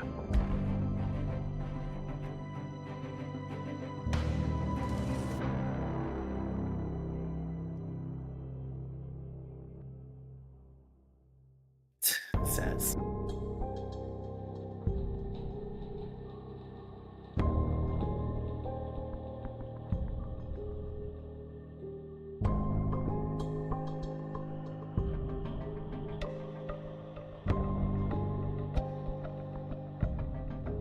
So, yeah, if you have other questions, you may I've written ask. that down. Where they are. Sure. What is the name of the? I forget the word he used. Apprentice, helper, something like that. I can't remember. The little girl that was his assistant. I think that's what he said. Lucas is asking what the name of that is to see if it confirms.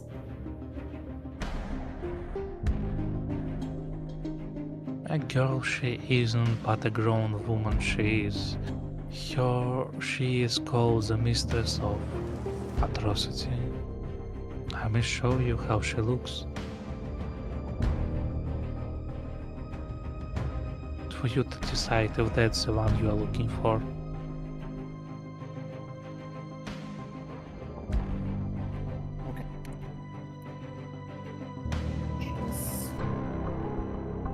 Atrocity.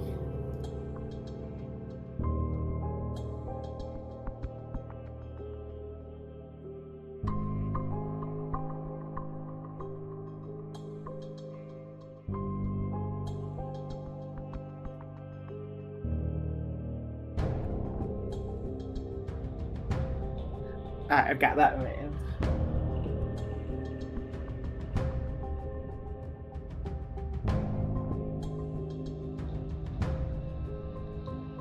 You speak of a little girl, yet the one who has the eyes like yours is a grown woman.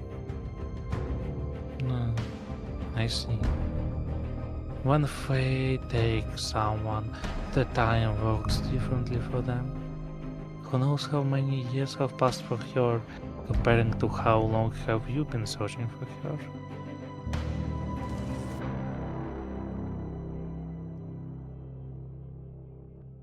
You sure? You still sure you want to find her?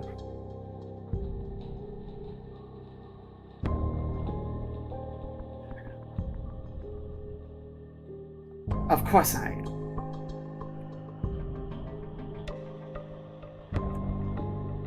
Very determined of you. Well,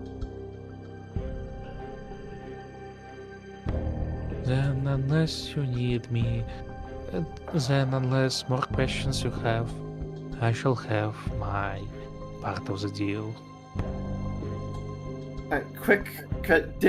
Did whoever this one was, the servant here, show how she looks, or did I mishear what you said? He said that he can show you how she looks, if you wish to. Oh, yes, show me. Sorry, I read.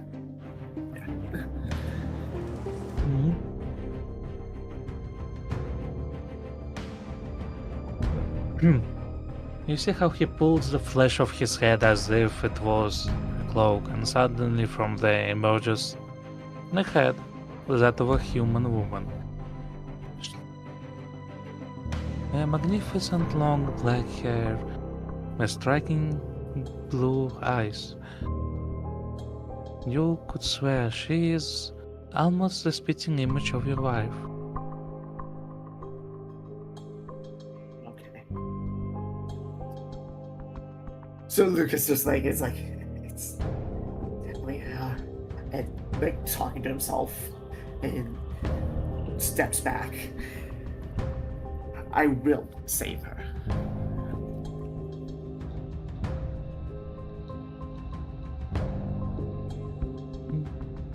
If that's what you plan, I can only wish you luck on that.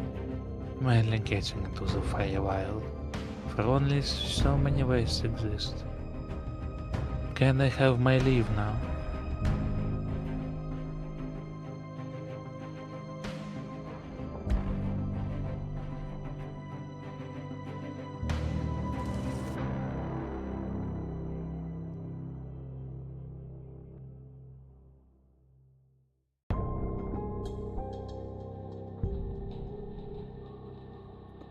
Lucas lets go and steps back.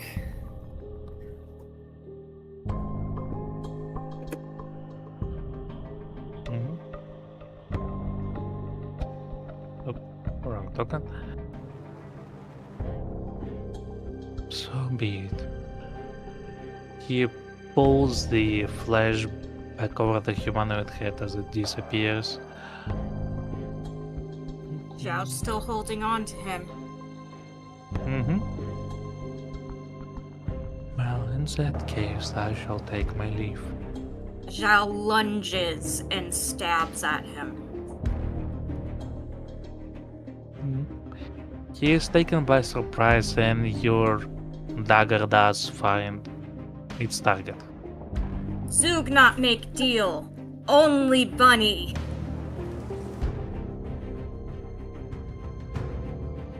He is about to yell something out, but the thorns already reach his throat. They pierce everything he is, and all of him is suddenly getting undone. You see how the boiling brew in the cauldron over there suffers the same fate as the thorns rise up from it. As they rise up, you see they mend together, suddenly forming a tree that then sprouts its roots, yeah sure, why not, into the ground, breaking the cauldron in the process. Let's see, trees, palms, nose, thumbs, tree, toes. Up, up. Hoba.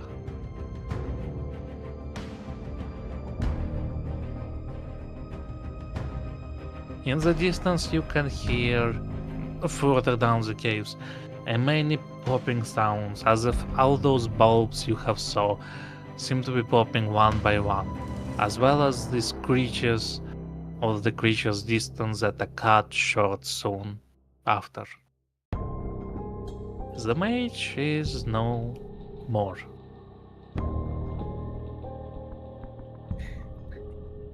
Well, guess you made a liar of me, but I don't care.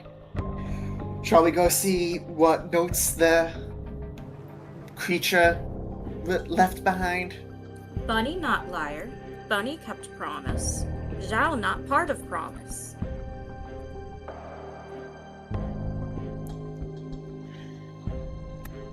You almost sounded like one of the freaking Fae now. Zook.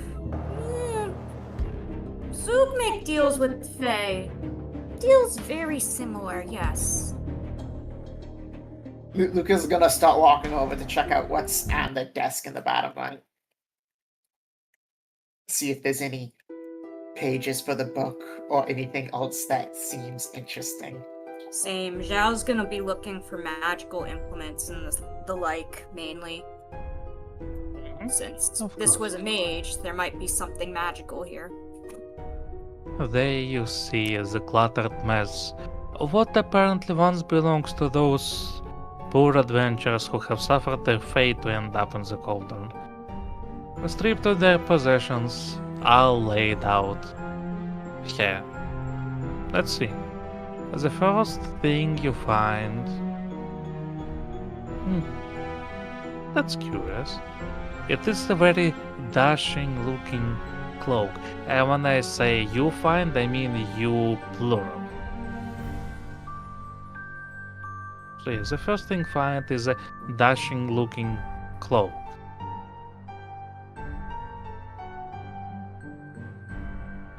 Anyone takes it? Sorry, could you repeat that?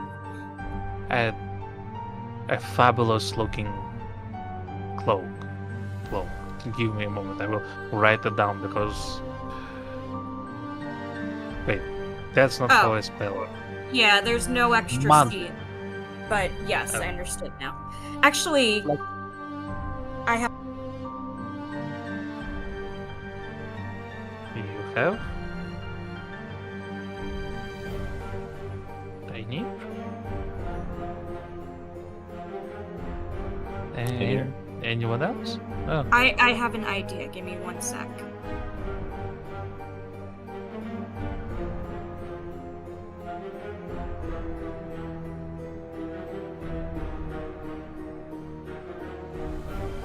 Why did that do that? Did what break your concentration on the hex? Well, breaking the concentration on the hex was fine. The measured.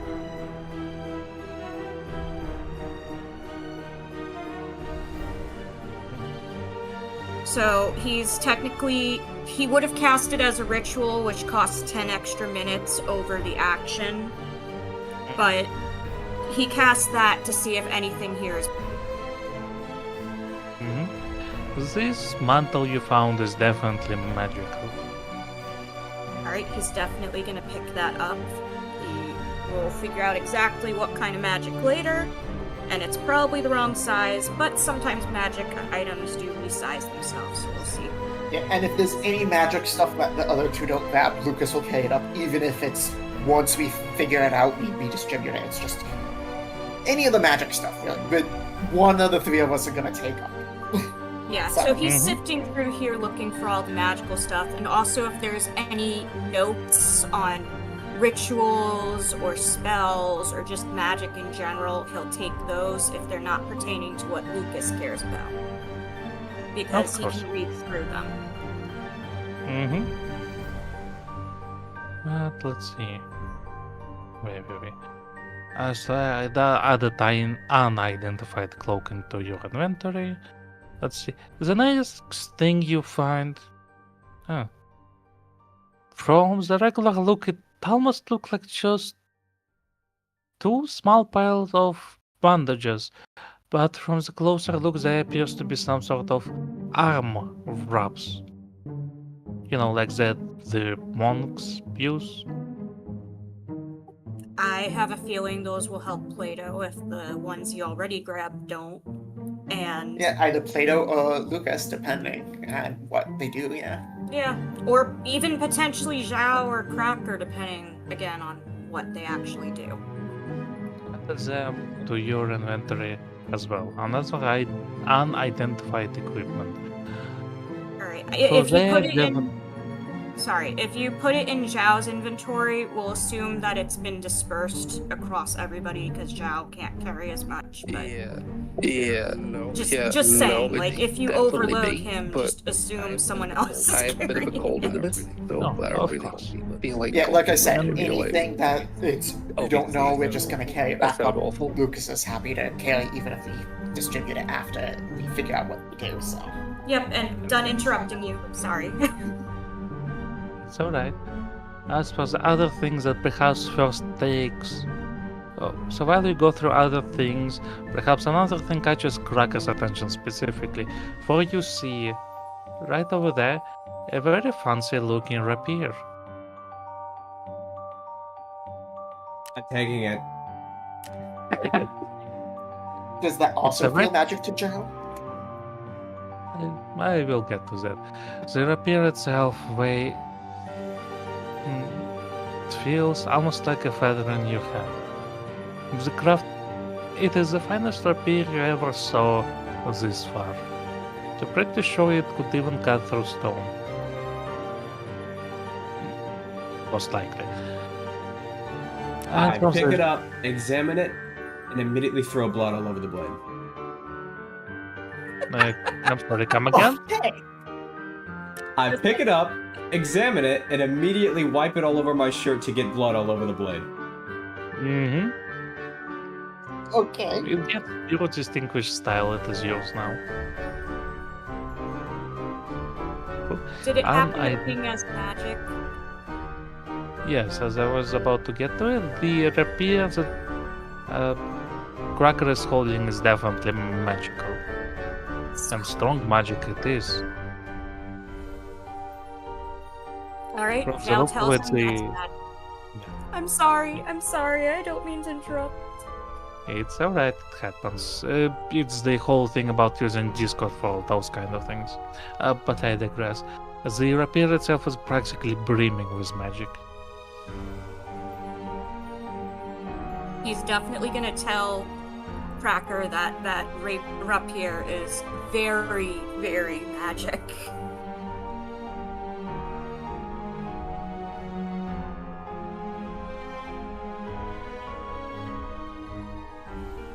Also, I honestly could give two shits. I just care if it stabs things. fair enough. I was just gonna say, you both ping as magic too. Well, I mean, I literally have a magic transformation on me, and I'm carrying some magic thing in my backpack, so a couple magic things. The book and the And I hat. have some basic magic traits. And I have a sure dagger on me.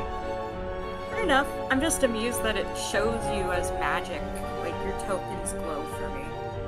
But anyway, Wait, it's showing glowy for magic stuff? I mean, for actual tokens, I don't think it works on Me? the table, because Yeah. it's Well, technically yeah, an that's just asset. background asset. But Yeah. neat that it works for the people. But as far as the magic goes, Lucas notices a very interesting heavy pouch. There's something clinking on the inside, as if glass rubbing against another glass. And from the show's perspective, something magical is on the inside. From the shape of those auras, you're pretty sure those are potion bottles. Hey, Lucas, that pouch has potions. Huh, wonder what they do. And he is like looking at. I will now add potions to your inventory. You will find. Yes? I was gonna say, probably have to figure out the specifics later, but You get. Because those potions are actually labeled by whoever was carrying them. You'll find 3 potions of greater healing, a potion of heroism. Here, hold on to it. A potion. Where did I have it? A potion of flying. You can tell because the vial has the little wings on its cap. Okay. And where was it? A potion of gaseous burn. It was somewhere over here. Actually, no. We will take it one step further. Here, I have the potion of the heal giant strength. Alright, and I It's don't all- see the potions of greater healing that you talked about on the sheet yet, but That's weird. It should be in your consumables. Inventory, consumables. yeah, I saw the other potions appear, but I don't see that one. It's right under the hempen rope. Yeah, no, for me it's just hempen rope, potion of heroism, flying, hill strength, and then the potion of healing that is at 0 from previously. Well, that's weird. Let me try to re-add it then. Potion of greater healing.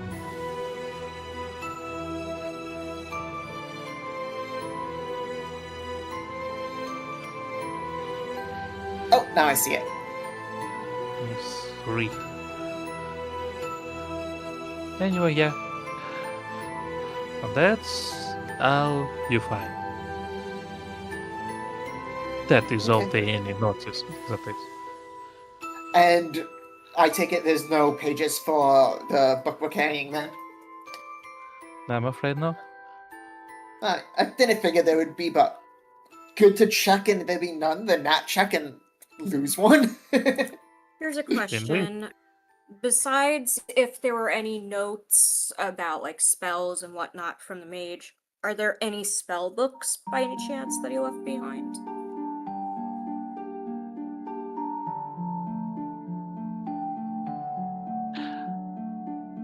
You know, as a matter of fact, going through the pouches and whatnot over here, you do find a small spell tome. You doubt it belonged to a mage. It is rather basic looking one and in somewhat pristine condition. You're pretty sure it belonged to one of the mages who accompanied Vambik. He's gonna take the spell book so that he can go through it in his free time. Yeah. Just note it down. I will fill it with spells later. Okay. But that's pretty much.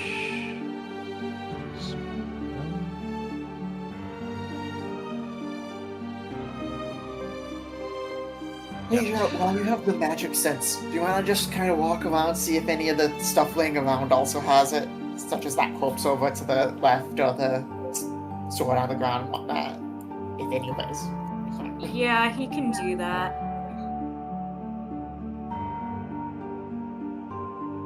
I doubt any of it will trigger, but there's like the bag up here and whatnot. If there's anything of more, we might as well check.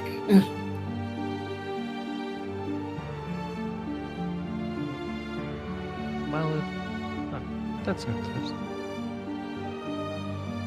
Excuse me, I will move your token just to check a thing. Okay. Aura shows. The aura doesn't. Cool. So it's calculates it itself. But let's see. Looking around the room, you sense no more magic. Aside, of course, from that giant tree. And as it would be, as you walk around the room, you hear how the bark of the tree starts to shift, then open up. As you see a familiar looking dryad stepping out. She traveled through the trees. Tree stride, such a useful spell.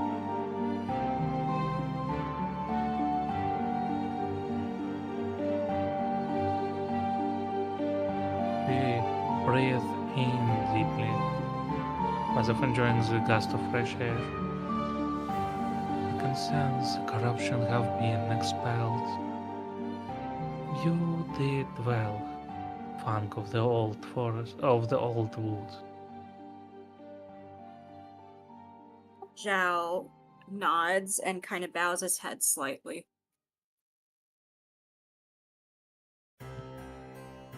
And as for that, you do deserve of the rewards. From the old woods themselves. You're the dagger, please. She extends her hand to you. He hands over the dagger. As the dagger leaves your hand and ends up in her, you see how the dagger itself suddenly starts to shift and change. What looked like a thorny, grandly branch shaped into the dagger now looked more like a nice I love you too. looking I miss you. I branch miss you. of a healthy tree. Tree.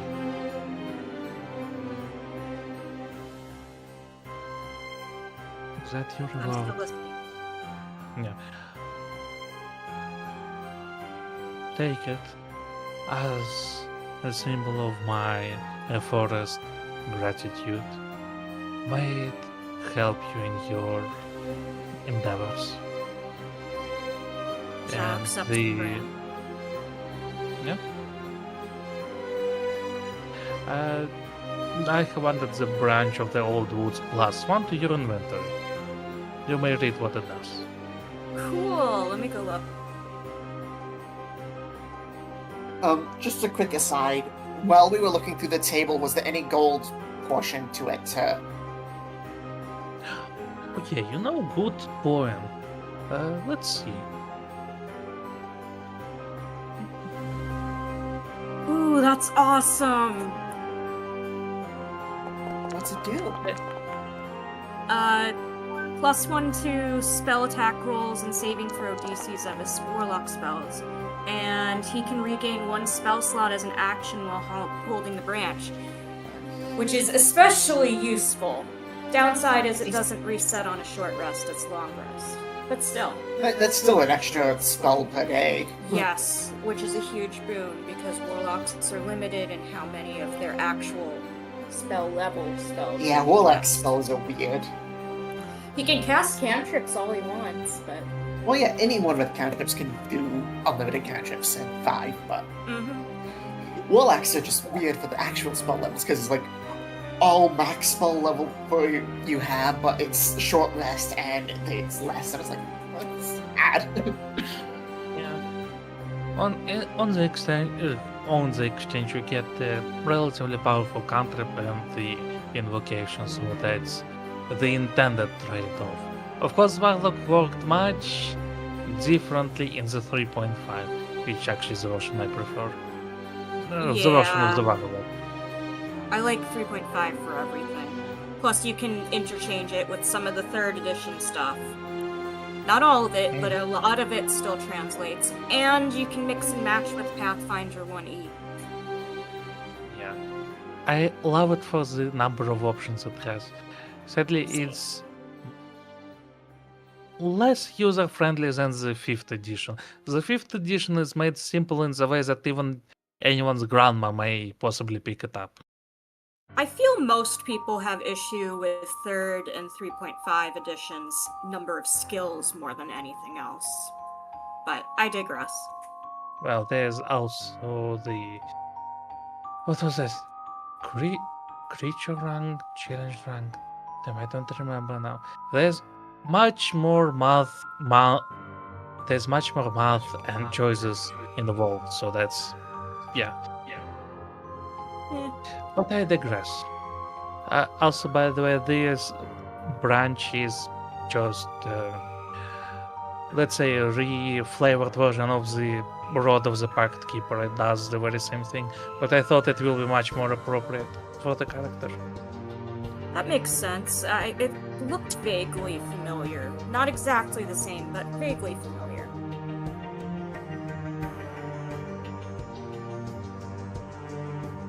Anyway, Zhao's gonna thank the dryad. And then looks to the others to see if there's anything else we need before we head out.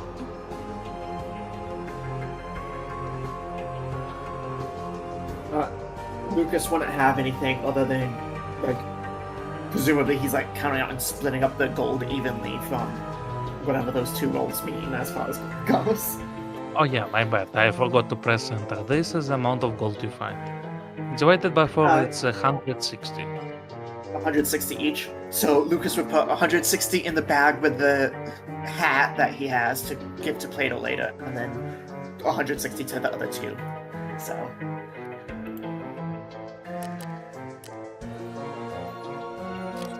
But let's see where. Yeah, I did it on my sheet.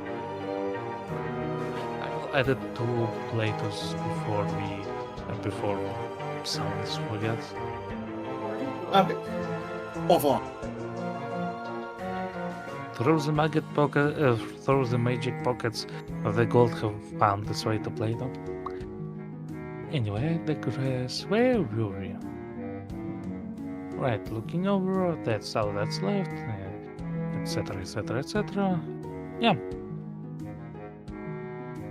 It seems you are ready to venture forward.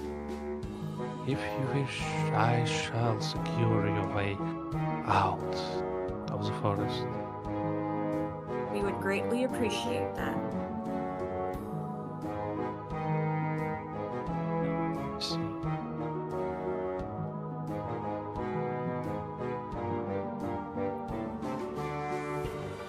Yeah. She places your hand onto the tree and you see how the bark of it opens up again to a passage. On the other side you see an open plain. Plain terrain with grass and whatnot. Seem to be leading to the very edge of the forest. This way, please. Zhao follows, and before he steps into the tree, he mentally tells his familiar, since he should still be within a mile, to have Vern and itself meet them at the edge of the forest. Lucas kind of looks warily at the entrance as he passes through, following Zhao. Also, by now, the detect magic should have worn off.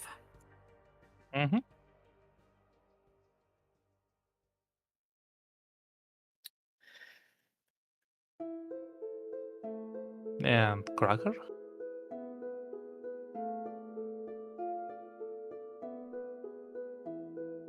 Repeat last. I was distracted. I'm sorry. It's alright. And do you also pass through? Oh, yeah. That's what you were asking me. Let's see. And so you find yourself on the other side of another tree, standing at the very edge of the wood of sharp teeth. The candlekeep is but a day away. The dryad bows. Thank you once again for saving my woods. Shall you Zhao nod. ever... Oh, sorry. Shall Zhao would you nod. Alright. I say the things that you say. Shall you ever return to the forest? You all will be considered a friend and a welcome guest here. Okay, Zhao would nod and bow and would say, glad to be of service to, followers of the Old Wood. Or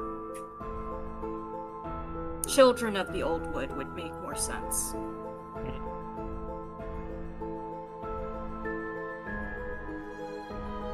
And as the druid leaves, as we leave it or whatever, Lucas will say, hopefully your forest recovers well, quickly and strongly. So, just kind of like a little bit out of sorts, but just being nice and not annoying the magic creatures.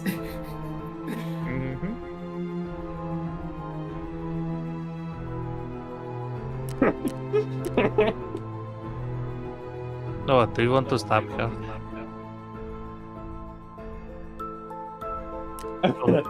Give her kind of like a jab on the arm, like a playful jab. Good luck with your leaves, tree lady. And then walk away. Oh my god. She's a bit baffled, but she nods either way. Xiao And with that- shakes his head and says to her, "Don't worry, he's a kid." Oh, I see. Well, with that I bid you my farewell. Safe travels on your path. She says as she blends back into the tree. And you are left to venture as you see fit. Lucas would pull out the sending stone, say, like, "Hey, just by the way, the mine has been cleared. We are outside the woods now. And if Lucas would know where we are, and if the guy would like say something about the unicorn coming, then you'd say where it is. Otherwise, we're on our way over to Candlekeep, just depending on how he responds." Mm-hmm. Yeah, everyone arrived safely. I will send over the wagon immediately.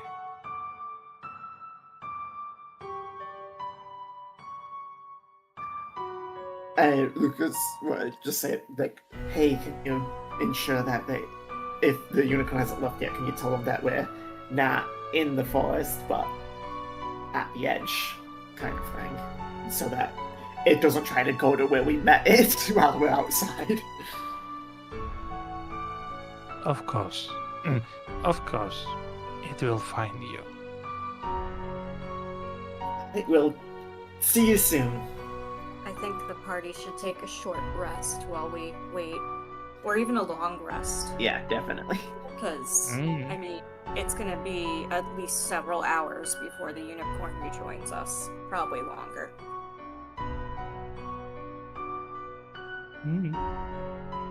But yeah. With that, you may take your rest as we wrap up today's session. For the next one, yeah, we are still not clear if we will do the D&D like the next Monday or the Copper will take it to do something else. We shall see. So we shall return on the what's the word?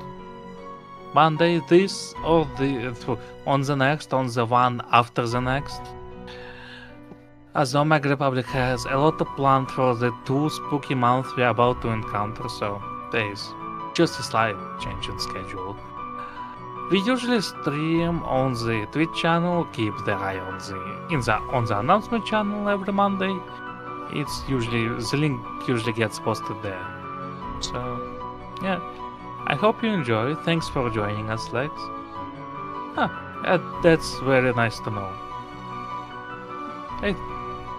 It's also a very nice class. Eldritch Knight.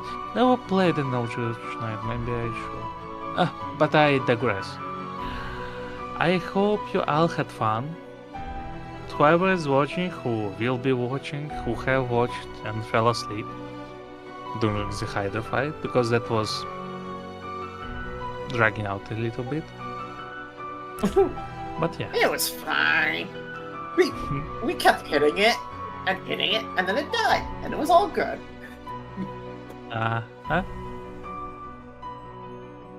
But yeah, see you next time. As once again on the next Monday or the one after it. On the next episode of Fiend's Print. What will our heroes find once they return to the Candlekeep? How the story of the prophecy will unravel before them? So many questions may just get answered. Or maybe not. We shall see. For now, goodbye. Everyone say bye. Bye. Bye, bye, bye. Bye. Oh, cut the feed, cut the feed.